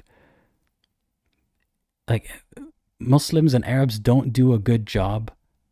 Just generally, they don't do a good job separating the humanitarian cause from a religious cause. And sometimes when they're chanting, whatever chant that they're saying, even when it heavily relies on religious language, they're not doing it because they're religious. They're doing it because they just conflate the two. It is. I can agree scary. on that. Yes. Yeah, it's scary, and I feel for them. I wish that they would use more precise language. I wish they would stop making it about religion. And I understand the concerns of someone who would be considered to be one of the groups that they would easily hate and justify hating, whether that's ex-Muslim, whether that's whatever sort of person that they don't get along with. I can understand that seeing them increase in boldness and numbers would make you concerned and think that we must do an eye for an eye. Just from a practical standpoint, I don't think that is possible.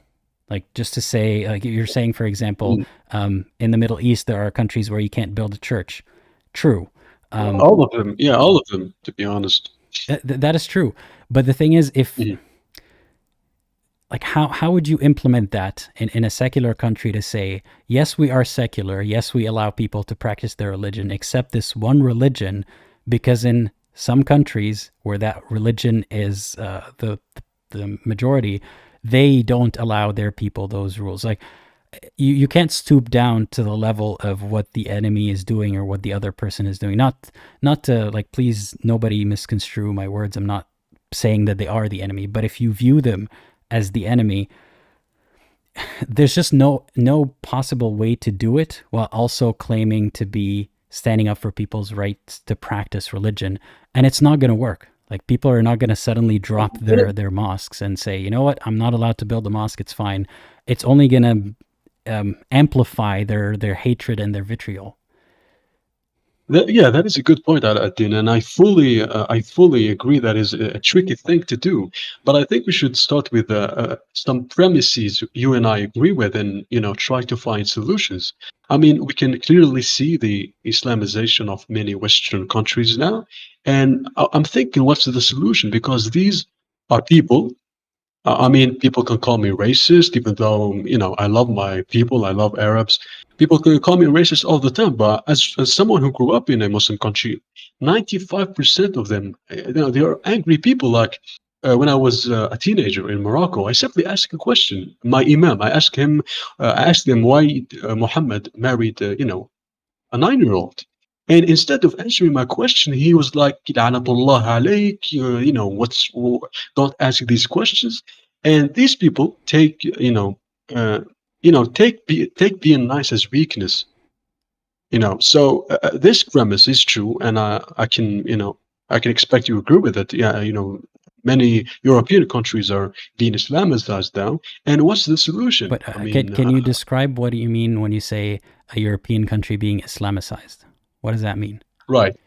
I'm referring to the number of people, number of Muslims, large portions of them coming from the Middle East, North Africa to European countries, mostly Christian, and trying to Islamicize the country, if you know what I mean, like dawah, converting people to Islam, and a No, lot but of people are not. that's the part that I'm not quite sure on this. We're on the same page about, or I don't quite understand what you mean by that. And I'm asking because I am not there, so I want to know what you experienced when you say Islamization. So yeah, of that's Europe. a good point. So that's a good point. So I personally witnessed a lot of Muslim marches, and they are clearly this one guy from, if I'm not mistaken, he was from Tunisia, and he was asked like, what is your purpose from behind this march, and he clearly stated that we want to apply Sharia in Germany. We want to behead Christians and Jews. من ارتد عن دينه فاقتلوه. This is their end goal. And what saddens me about this is that I don't see any, pushback from Germans. I don't see pushback from, many Christians or Jews. I don't see any pushback, and that worries me because the number of Muslims, they keep growing, and the wokeness in Germany, okay, like let's take it one thing at a time. Like if someone says sorry, right? No, Rush. it's fine. If someone says what you just said, right? I think that they should be at least interrogated. I'm not saying they should be extremely punished. I think that there needs to be some level of rehabilitation because there's a huge misunderstanding there. I guarantee you the person who's chanting this kind of stuff, they have been in an echo chamber for a long time. And I don't say this to excuse their behavior or say, just let them say whatever they want to say. I say that as someone who recognizes where that comes from. Like I recognize that most of us, we have variation in biology, but other than that, we're very similar. And that could have been me in a different situation. I could have been that person screaming that if I was being fed wrong information all the time and I had this narrative that I lived in. So it would be helpful for the authorities to step in a situation like that and make sure that that person doesn't continue spreading that rhetoric and doesn't act on it. Like that's important. Most of the time, we're hearing that kind of rhetoric from people who are passionate about, they think that they're being wronged in one way or another, or they're associating other people's suffering, like the suffering of people in Gaza, with them as a group in Germany. And they feel that passion and they say these things. I think there needs to be rehabilitation for that. I agree. But I don't know if that means that the presence of those people, or like, for example, them inviting people to join Islam means Islamization of Europe. I think they should be free to invite people to join Islam, but people should also be free to not only reject that, but criticize Islam heavily and explain to others why it's a bad idea, in my opinion, to join Islam. Like that should also be free.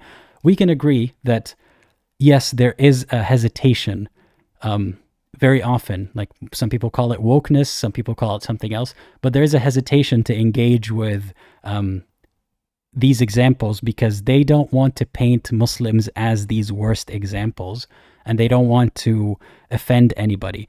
I agree that that needs to be taken down a few pegs, and that's what I try to do. But I don't see the... sorry, I'll let you continue. What other examples of Islamization do you see, aside from people with very extreme opinions who are Muslims voicing their opinions? Right, and that is a good point. And by the way, I apologize about being too quick, or No, it's fine. That's good. Thank you. So I would say, like, I would say if I'm seeing, let's just say we have a country. I'm going to give you an example. Let's say we have a country, for example, Algeria, and then we have Germany, the country where I'm currently living in. Let's say we have, 100,000 immigrants from, Algeria to Germany. And we're seeing a large portions of them, they are violent, they rape, they steal. And we see that, they treat Jews differently. They don't see them as humans, and I've personally witnessed that.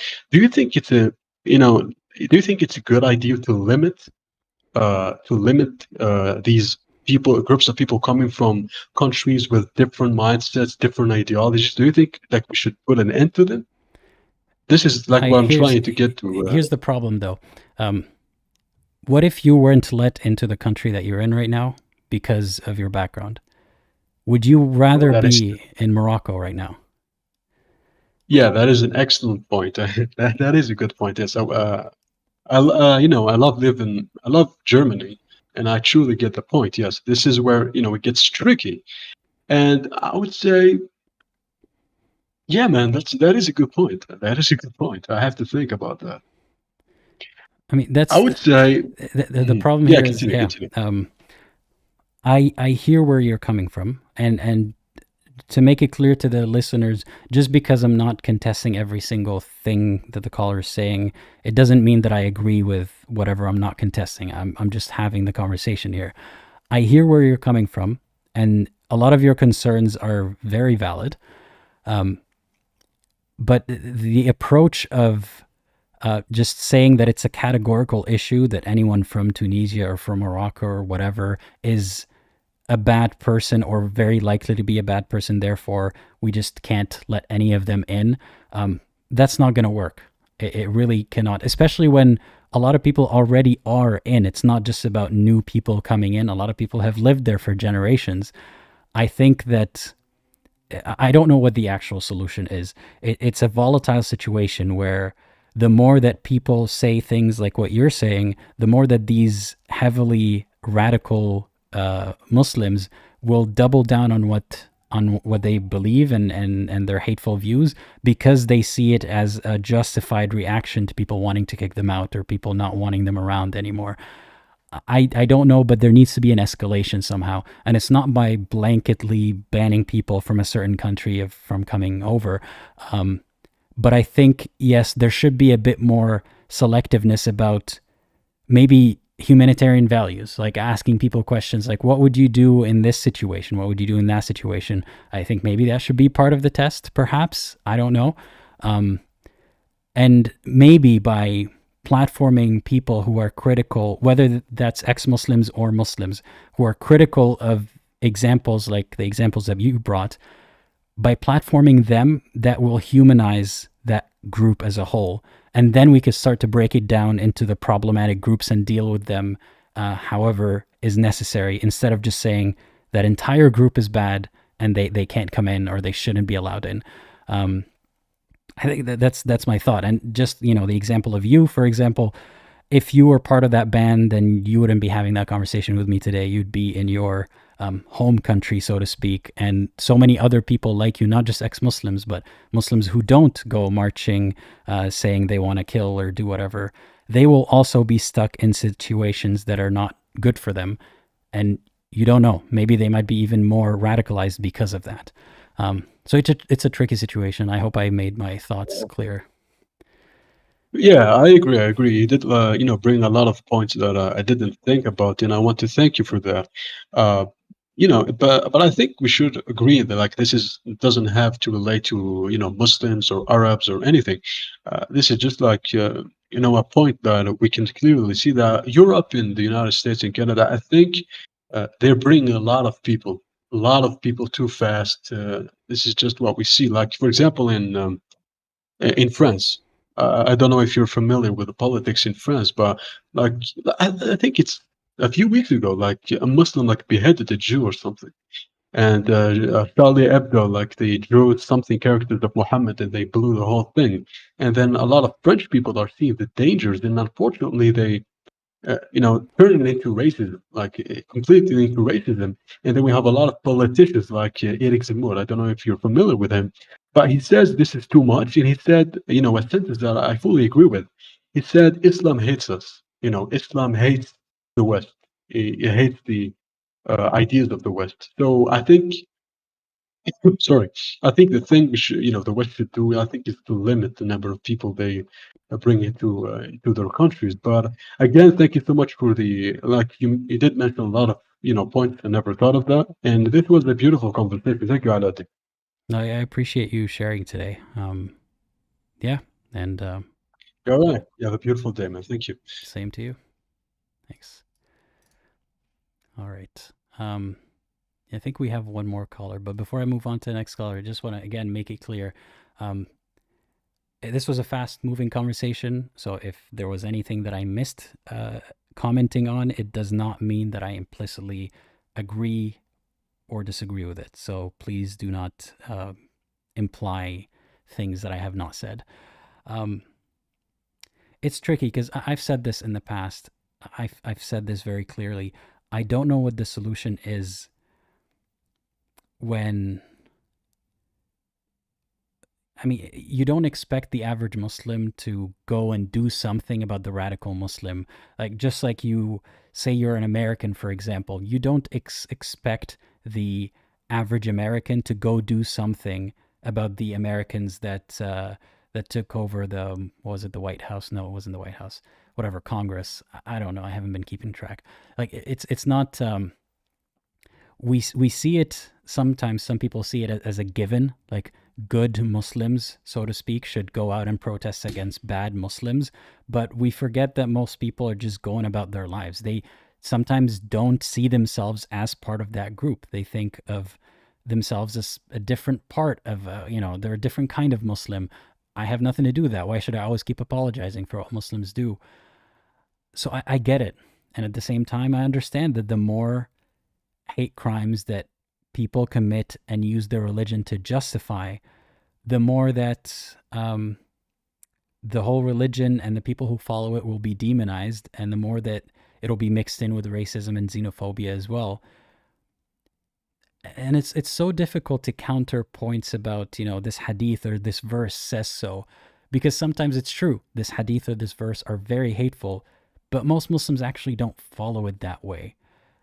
And I feel bad for Muslims, because if Muslims were to follow their religion to the T, it would be a very bad world to live in. And that's not just Muslims. I mean, a lot of religions as well. Like, if Christians were to follow the Old Testament to a T, it's also not a very beautiful world to live in.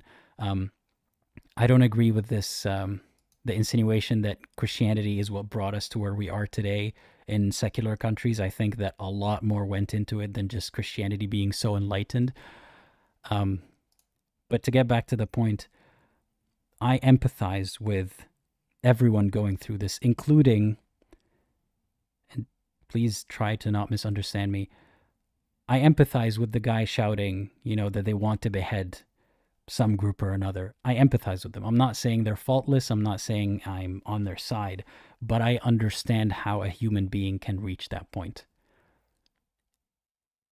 And it's more productive to hopefully find solutions to prevent people from reaching that point, and possibly to help them get back from that point of extremism, than to just say we have to then cut off that whole part of the world. We have to then do something about everyone who looks like that person, or everyone who follows the Quran, because the Quran says some horrible things.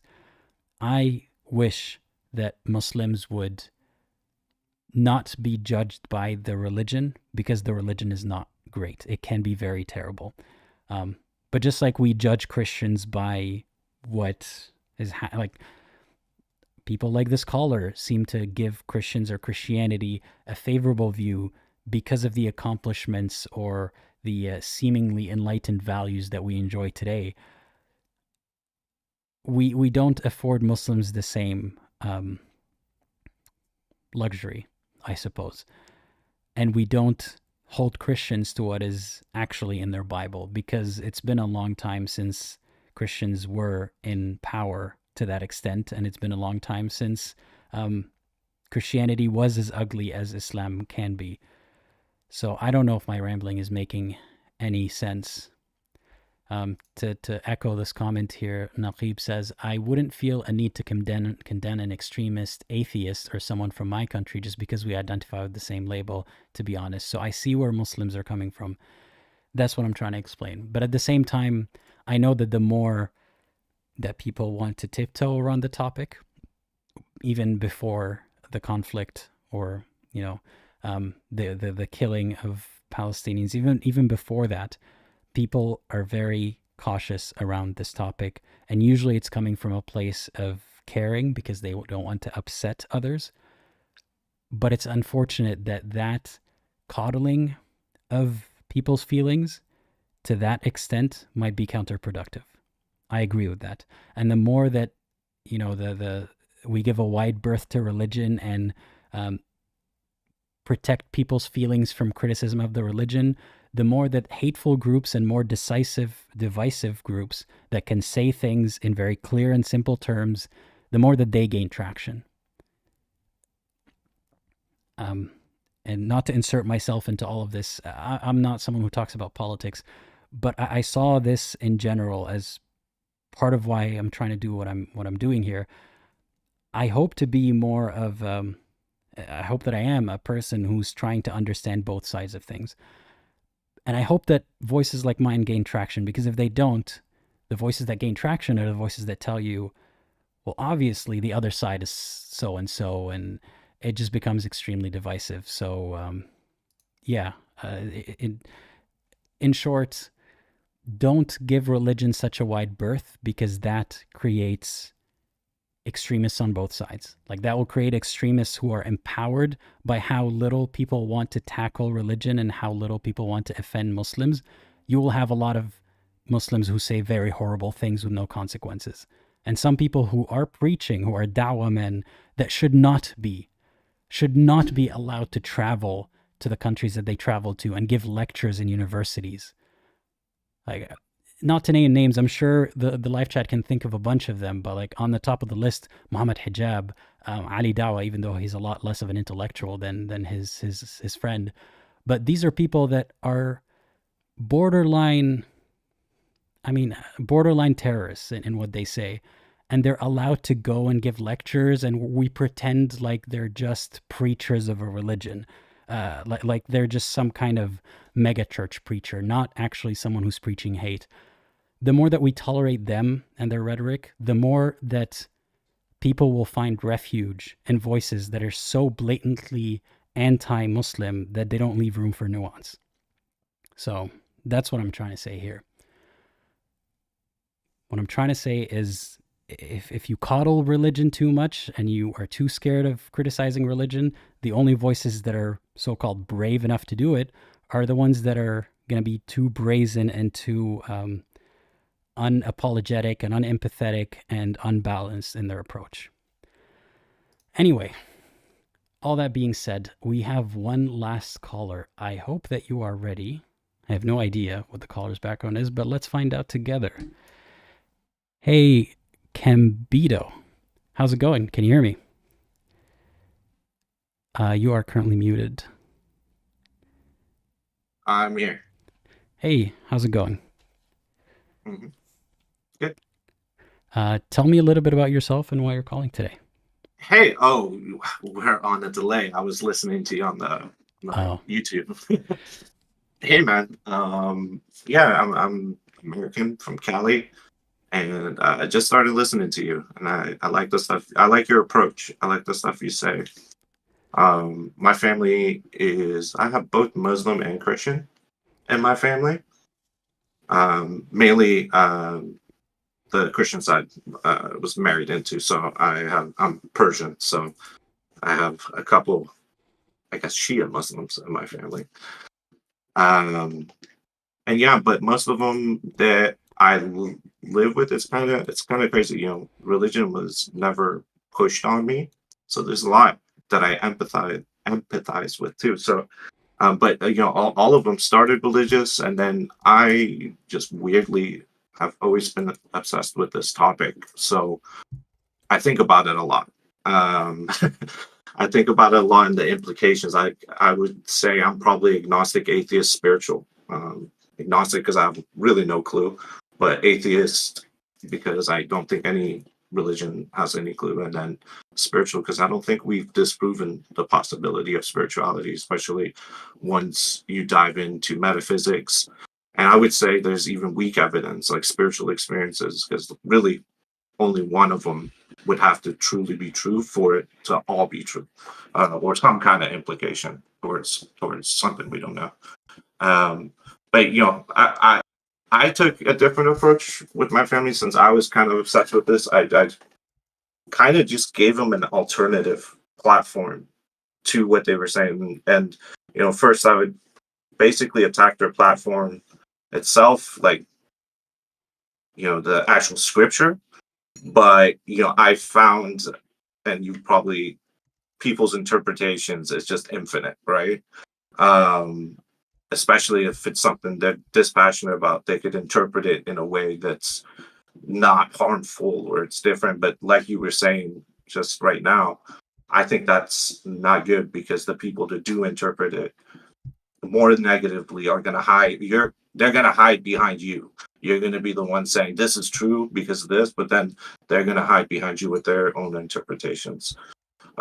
So I stopped arguing any religion based off the scriptures, because I'm like, one, there's nice things in there. I think I'm sorry, I used to talk about this stuff a lot more than recently, so I don't remember too much. But more examples are probably biblical stuff. I remember, like the parables of talents. I always thought that's a really cool parable from the Bible. And there's obviously, it's a book of teachings and stuff. So both Islam and Christianity, all of these religions have good parts. I really focused on the implications of what they were hoping for, right? They believe it for a reason. And at least with my family, a lot of them was paradise, right? Well, we're living because I wanna be good to get to paradise. And funny thing is, even when I was sort of rung into religion, the hardest thing to deprogram myself was the prospect of hell. Even thinking outside the box or philosophically, it was like I felt like a demon doing it. Like, are these demonic thoughts? So I took. Well, I'm sorry, I'm losing my train of thought. I'm working too. So, yeah. So my approach with my family was to give them an alternative, because I don't know if you share this belief. I don't think we could disprove spirituality. Correct? Like, there's no like hard proof, except my uncle's a neurologist, and he says the hardest proof is if he puts something in my mind, it changes who I am, right? Or my mind's gone, you're gone. Well, So what does spirituality mean to you? To me, it just means the possibility of a metaphysical platform. So, yeah, I don't think we can disprove it, but we can't prove it either. And yes. Yeah, for things like that, I mean, my view on it is I would understand the way people see spirituality is just a manifestation of a method to deal with their brain chemistry. So it's all based in physical stuff, but Right. they're reframing it in a way that may be more easily digestible or more conceptual or more narrative based than just chemistry. Right. And like the feelings, emotions, and all that, right? Yeah, like I'm saying, we can't disprove metaphysics, but like a lot of things we cannot disprove, but we can't prove it either. But my position on it is, I will assume that it's not true unless proven otherwise. And as long as I find an explanation for spirituality, and I have, like I said, my explanation for spirituality is it's people's interpretation of ways to hack their brain chemistry, basically. So then I'm satisfied with that explanation for now, unless I come across something that changes my mind. Hack their brain chemistry. Like for me, I was put on this spiritual, like suspecting that side more than not suspecting it, was because of spiritual experience. The stuff that's happened to me just doesn't make sense, even with a skeptical mind. Like, one of them in particular, I was testing to make sure it fails, and it still didn't. It still worked out in a weird spiritual way that I just can't explain. But isn't that evidence? It's hard to know what you're talking about without being more So specific. let's say object manipulation. I told something to spin it wasn't there, and I was trying to disprove it, but it still happened.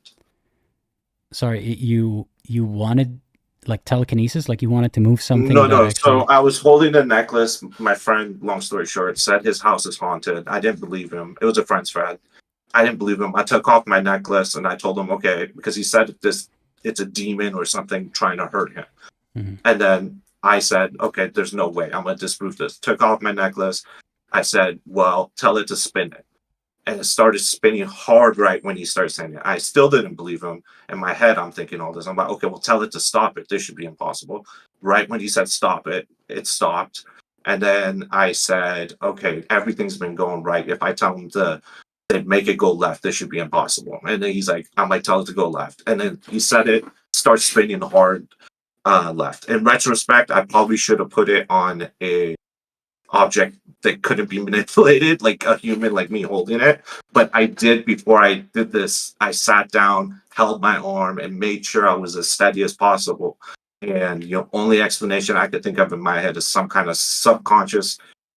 I spun it still subconsciously, but I know for a fact I wasn't trying to, or I really would have had to spin it for it to spin as hard as it did. This kid dies a week later, and so it's kind of crazy story. Can I say something honestly about Go that? for it. Go for it. And I'm not saying that you're not telling me the truth. But Okay. Here's something. Oh no, that I understand. I want to say. I understand.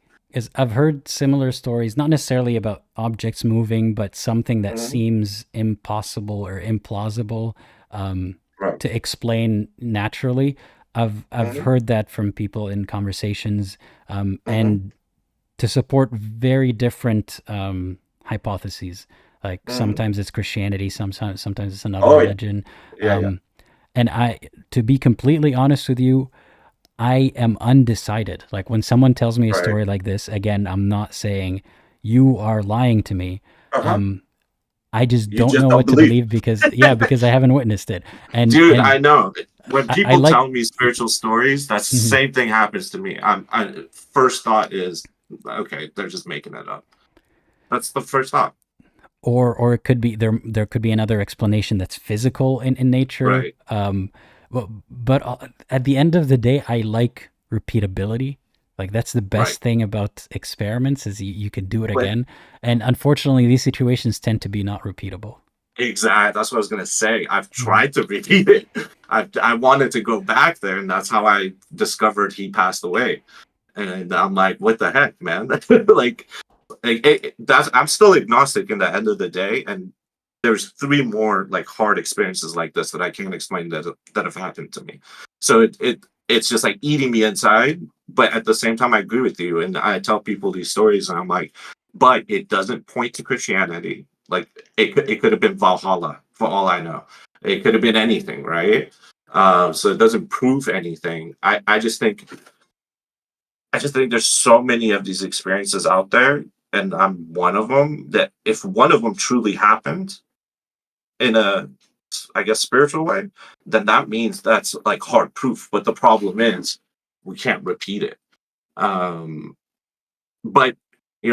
that's what makes me lean kind of suspecting spiritual, and kind of it makes sense to me because there's like philosophies. I don't know if you heard of like a Boltzmann brain, like infinite time. Then if there's infinite time space, there's probably a universe out there that arranged in a way where it's all conscious, just the universe itself. So it's like a thought experiment philosophy.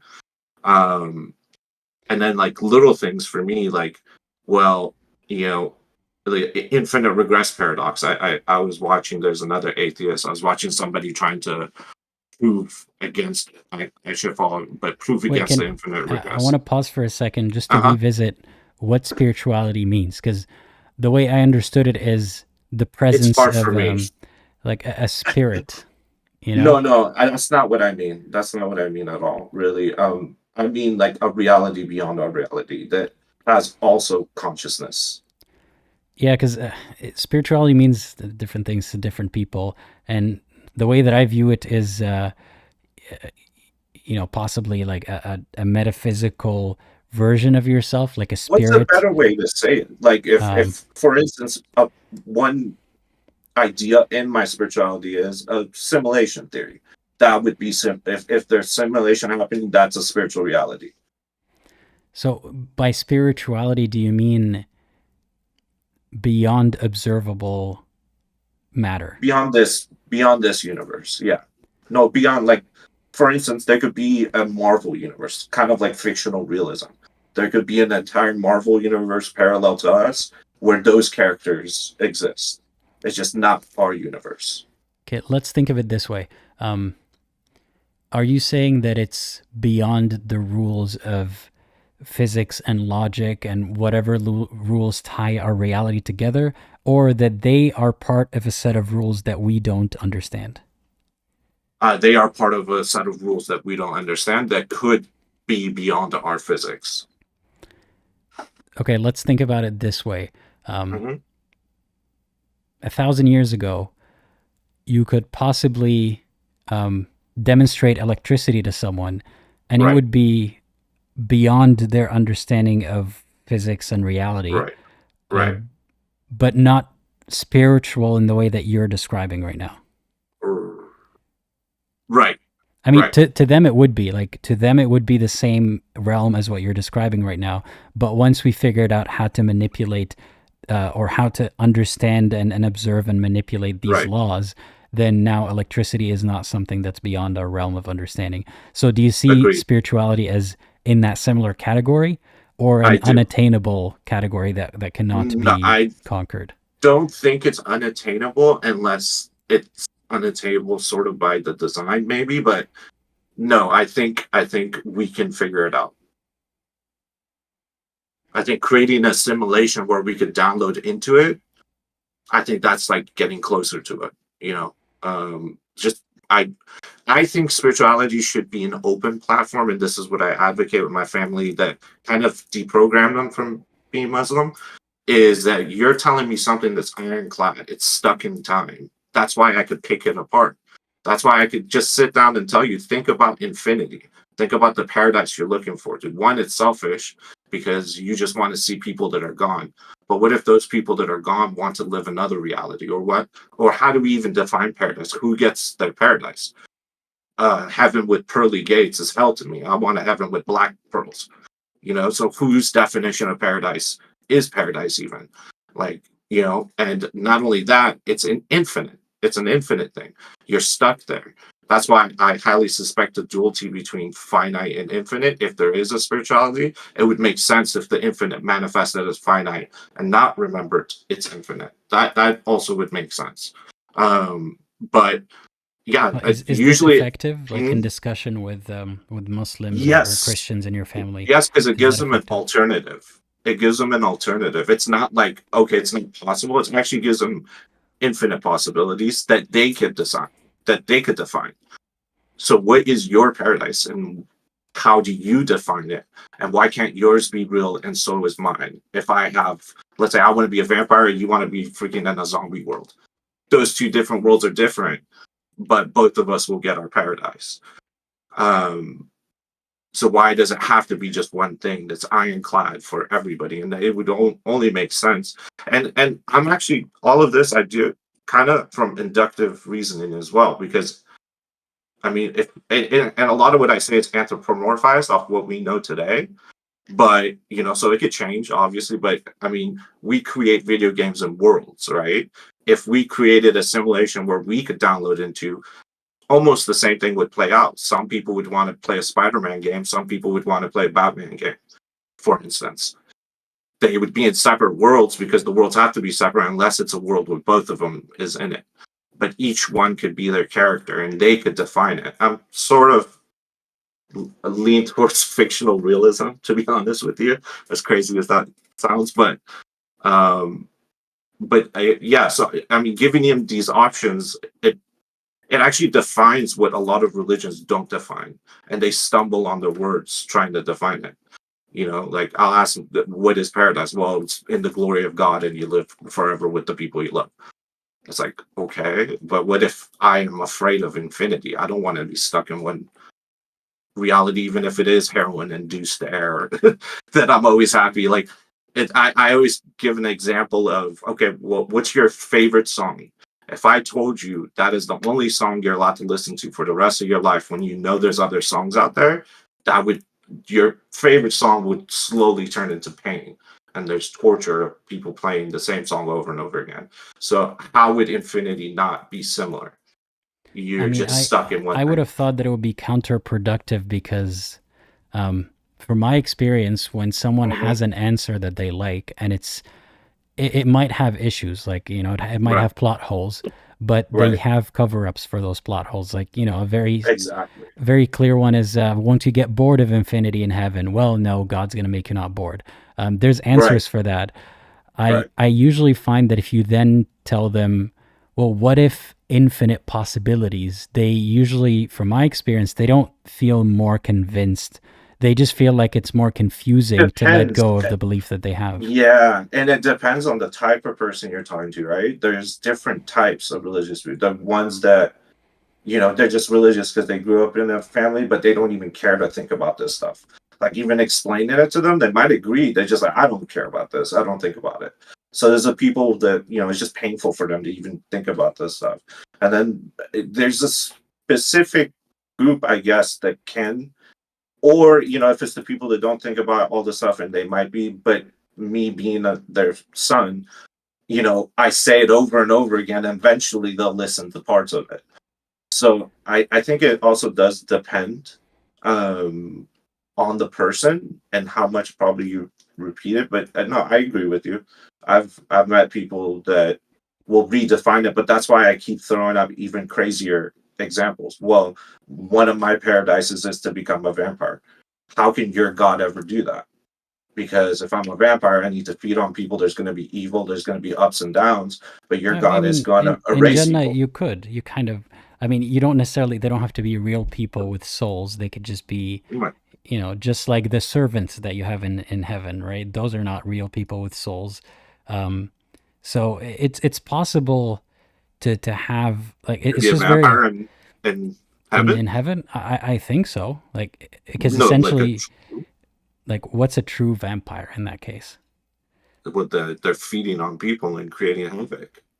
Okay, so let's take this example. In heaven, in Islamic heaven, you can have companionship with women that are not women. They're not like actual human being women. They're just, heavenly maidens or whatever. Okay.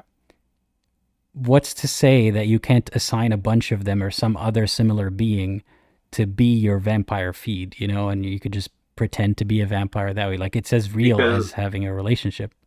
I don't know if Islam says this too, but it erases evil. So, the deeds that I would be doing as a vampire is technically evil.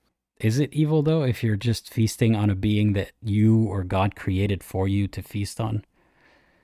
To, like, destroy an entire... Well, it'd be a whole reality of... it'd be a reality. It wouldn't just be... So you're kind of saying God would create a video game for you to be in a video game eating people? Practically, yeah.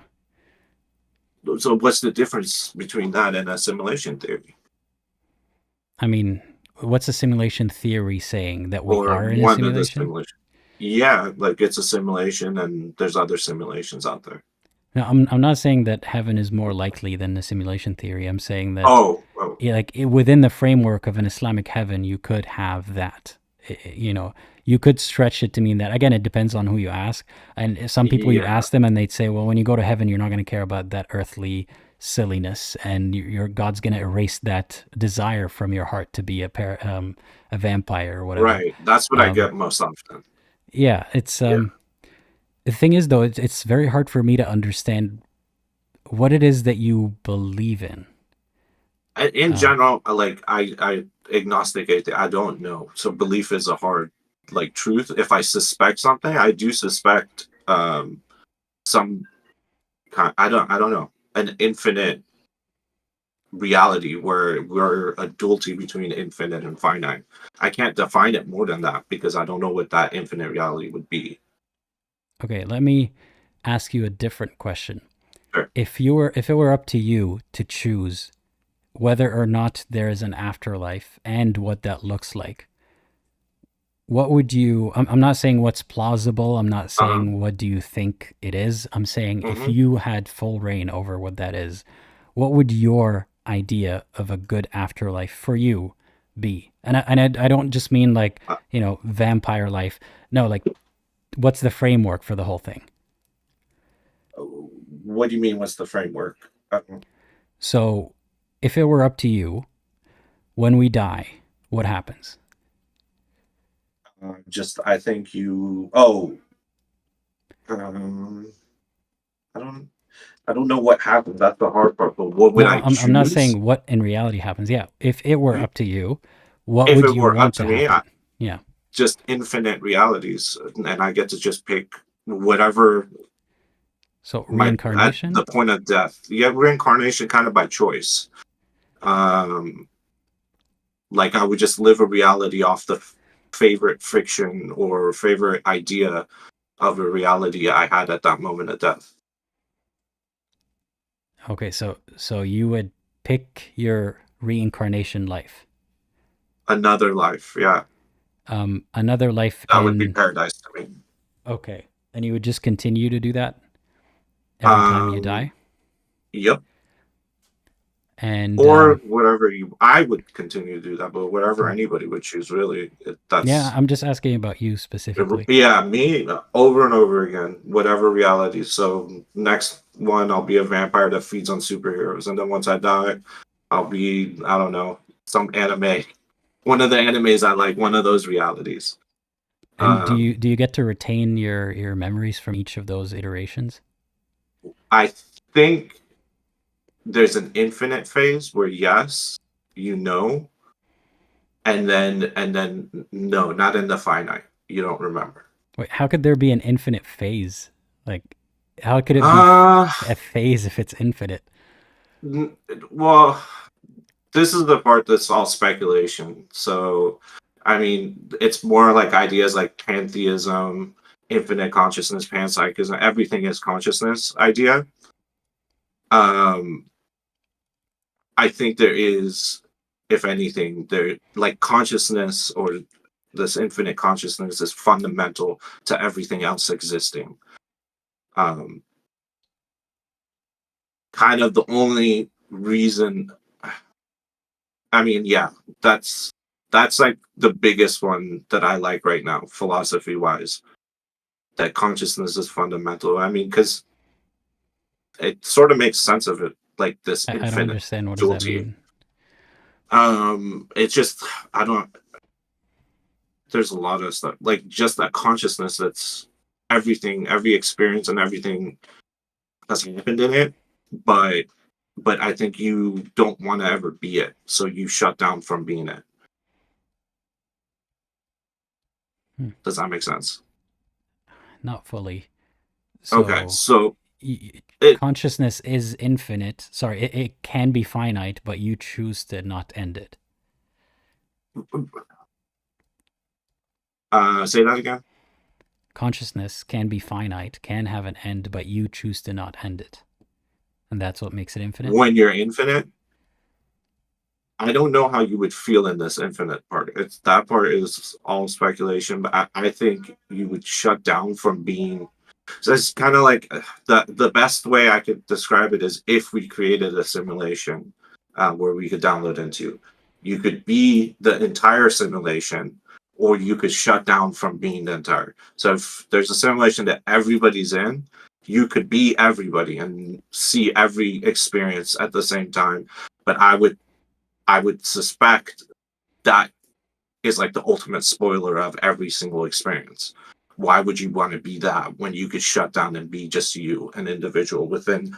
So it would be the entire simulation shut down and become aware that you've shut down from the simulation and then choose a finite experience after that. It's kind of the level. And it's kind of inductive reasoning of if we created a simulation, how would that play out? So if we create a computer we could all download it to, how would that likely play out? And I think that's already going on. If I had to say the platform, it's from just what we have here and the possibilities of what we have here is already happening. That's why I'm having a hard time defining that platform, the infinite consciousness part, because I don't know. I don't know how that would, because we haven't created it here, and it's really just speculation on that. Honestly, I'm a little bit lost in all of that. Yeah, if we could, sorry, go ahead. Go ahead. Yeah. No, I was gonna say if we create a simulation where all of us could download into, and then you're basically incorporeal at that time. You're just in a computer. You could be the entire simulation. So you could be the entire computer. So you could be like a computer and know everything, right? Because now we have an intelligent consciousness. I don't think so. No, like you would be as far as the resources allow to simulate you to be. Right. So, okay. I mean, But the no, most this is entirety. Yeah. Okay. And also, this like, is how did we arrive at this hypothetical? Like, it's not an induction to me, or it's a hypothetical. Like, we're starting from a right. hypothetical. Well, it's possible for us to create if we figure out how consciousness works, like to a T.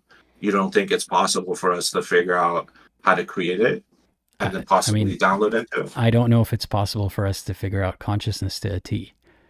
I mean, that's like saying if we can create matter out of nothing, then yeah, we can make gold out of nothing. But can we create matter out of nothing? Can we understand consciousness and simulate it down to the level of a brain? I don't know. It is possible. I mean, if it's all physical, I don't with know. Is enough it possible? time, I I am mean, not sure. it's I not don't likely, know. but I don't know if we have an answer to that even. But true, true. But I mean, that's where the agnostic part, you know, we really don't know, but we are the best evidence of possibilities. No, I'll tell because you it's what I would want heaven to be. sure. In my view, and this is not a final decision. So if God's listening out there, you know, don't take my word for it. I could still revise this later.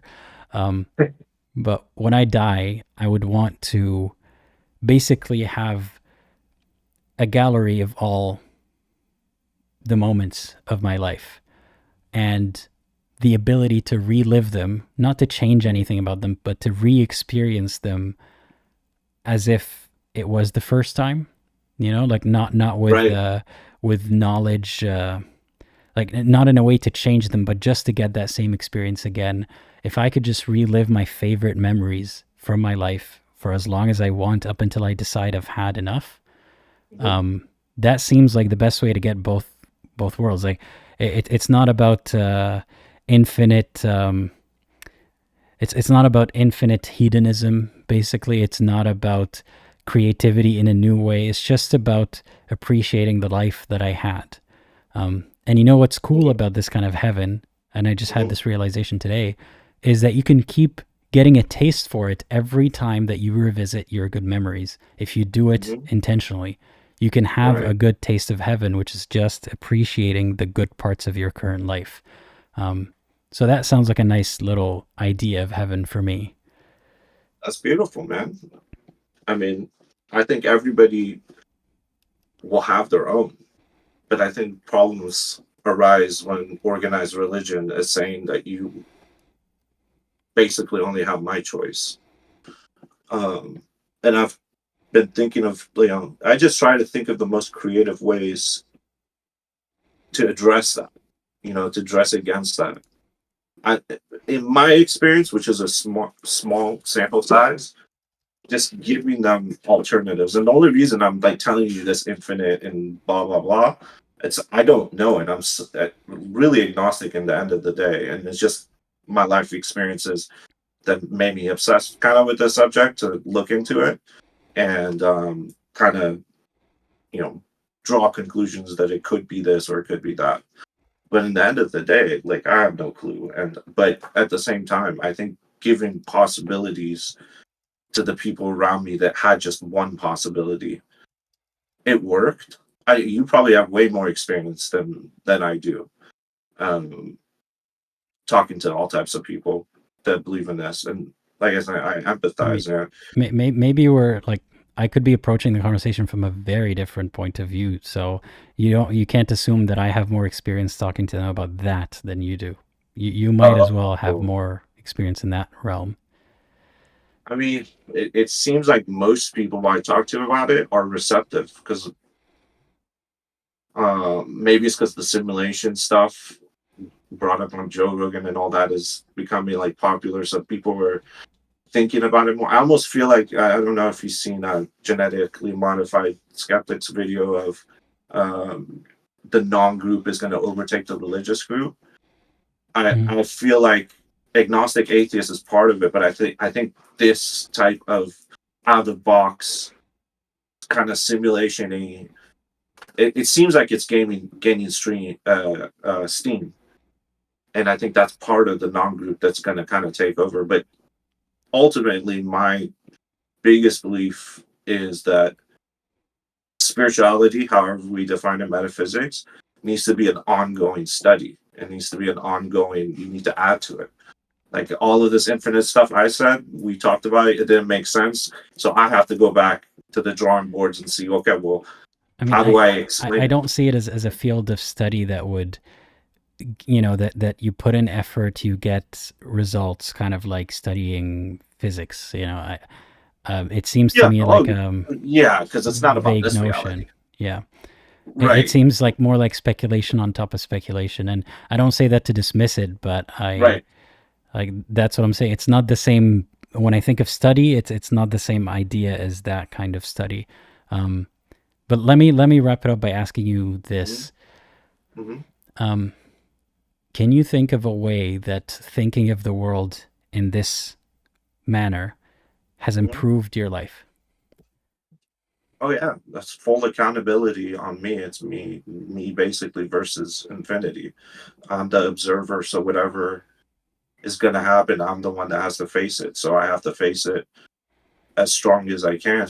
The stronger my character is here, the better. Like if one of my paradises is, let's say, to be Superman or something like that, I can never be that if I don't understand what it means to be caring and giving back to the world. You can't be that character if you're not mentally strong or mentally, moral, or if you don't understand empathy for other people. Like, how can you be something that has all that, or just better than myself? Or anybody that thinks about it, it's basically you versus infinity. And how do you want to, one of the conclusions is it's nothing, I think that's the easiest conclusion, and it's one out of probably infinite possibilities. But coming to terms with that first, I did fine. If it's nothing, then whatever. It doesn't really need much more thought after that. But if it is something, then it's you versus that. So how are you gonna, like? I just talked to a pastor recently, and he said, "Well, what if you're wrong?" I'm like, "Well, if I'm wrong, then holy shit, I'm gonna have to deal with it, aren't I?" I guess I'm going to be boxing the devil every day, or I'll try to throw one shot at the devil, even if I can't even land that shot. But that's how my mind thinks. Okay, if I am wrong, I have to face the devil. Then I'm going to fight back. So I don't know. That's how it improves, just mentally and kind of existentially, I guess. It just prepares my mind for it. Well, I appreciate you answering that, and I appreciate you sharing your worldview with us today. Yeah, no problem, man. Thanks for the questions. Of course, and I hope you have a great rest of your day. You too, man. Thanks. All right. Thanks again to all the callers. I want to answer one comment, and I want to make a comment, and then we'll wrap it up. Well, first of all, I've been seeing some people complain about the ads. I swear I went to the settings and I put it on the lowest ad frequency possible. So I am sorry about the disruptions. It's really annoying that they would give ads while people are watching live. Like, it makes sense to put all the ads afterwards for people who are watching it offline, but not live. It makes no sense. But anyway, I'm sorry for those of you who are having that experience. And there's a comment that I wanted to answer here. Don't tell me I lost it. No, I didn't. Sheikh Raja Aqib says, if there is no afterlife, then life is a joke. I disagree. And I think the person who wrote this is a believer, a Muslim believer. I disagree. I think that if you start from the belief that there is an afterlife, and again, there's a first life, this worldly life, say you live to be, I don't know, let's say medicine is great and your health is great and you live to be 100 years, just for simplicity's sake.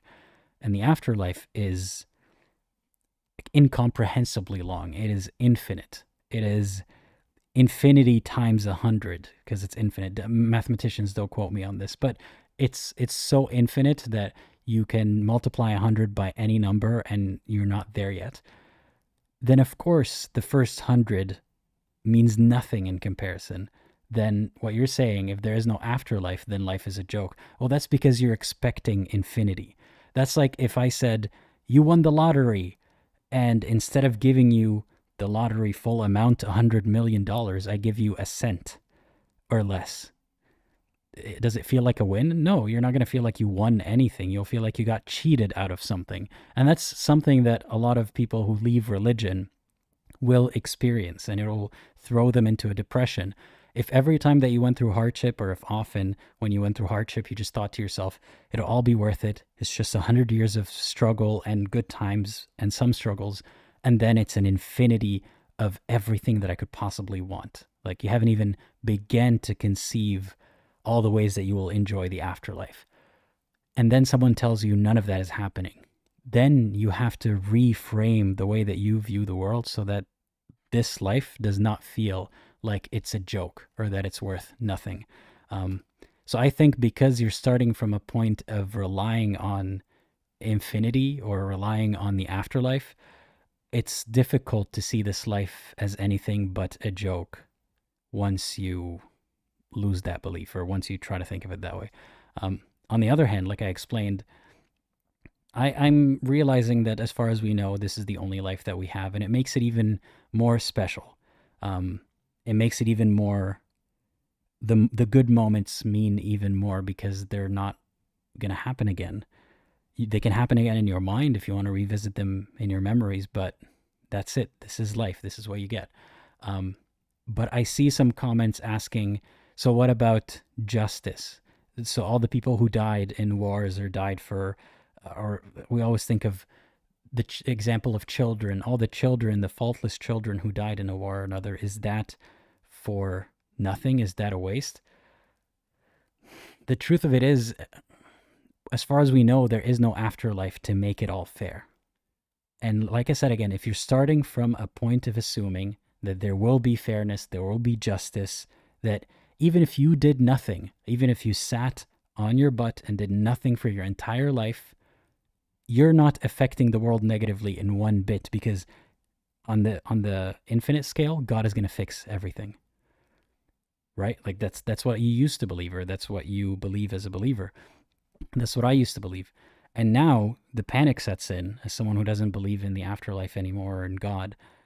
As far as we know, if I sit on my butt all day, I'm harming the world not just by not contributing positively, but by not stopping harm. So then hopefully I will be at a greater capacity and willingness to stop harm. And maybe fewer people can die in vain because of that, I hope. But the sad reality is, as far as we know, no one's going to come back after life is over and fix everything magically. As far as we know, that doesn't exist. But it doesn't have to be a bleak reality. We can do something about it. We can't fix it to the level of perfection, but we are setting ourselves up to fail if we're expecting perfection, because perfection does not exist, as far as we know. And I hope that clears it. And Secular Spirit says, 2 videos in 1 day. This is just spoiling us now. Yeah, if you haven't watched my video earlier, please do. It was a heartfelt letter written by one of the community members of my Discord server, our Discord server. I suggest that you check it out. I just published it today.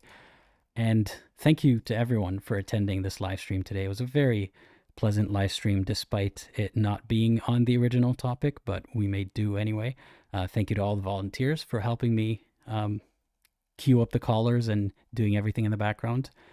And again, to remind people, if you want to be part of the community in a more involved way, if you want to keep the conversations going that you're having in the live chats here, you can if you join the Discord server. If you become a YouTube member or patron and link your Discord account, you will join the Discord server and then go through the screening process.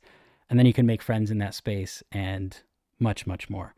I'm not going to give the pitch again. You should just go check it out. And thank you to all the people who have supported me and continue to support me. Without you, this would not be possible.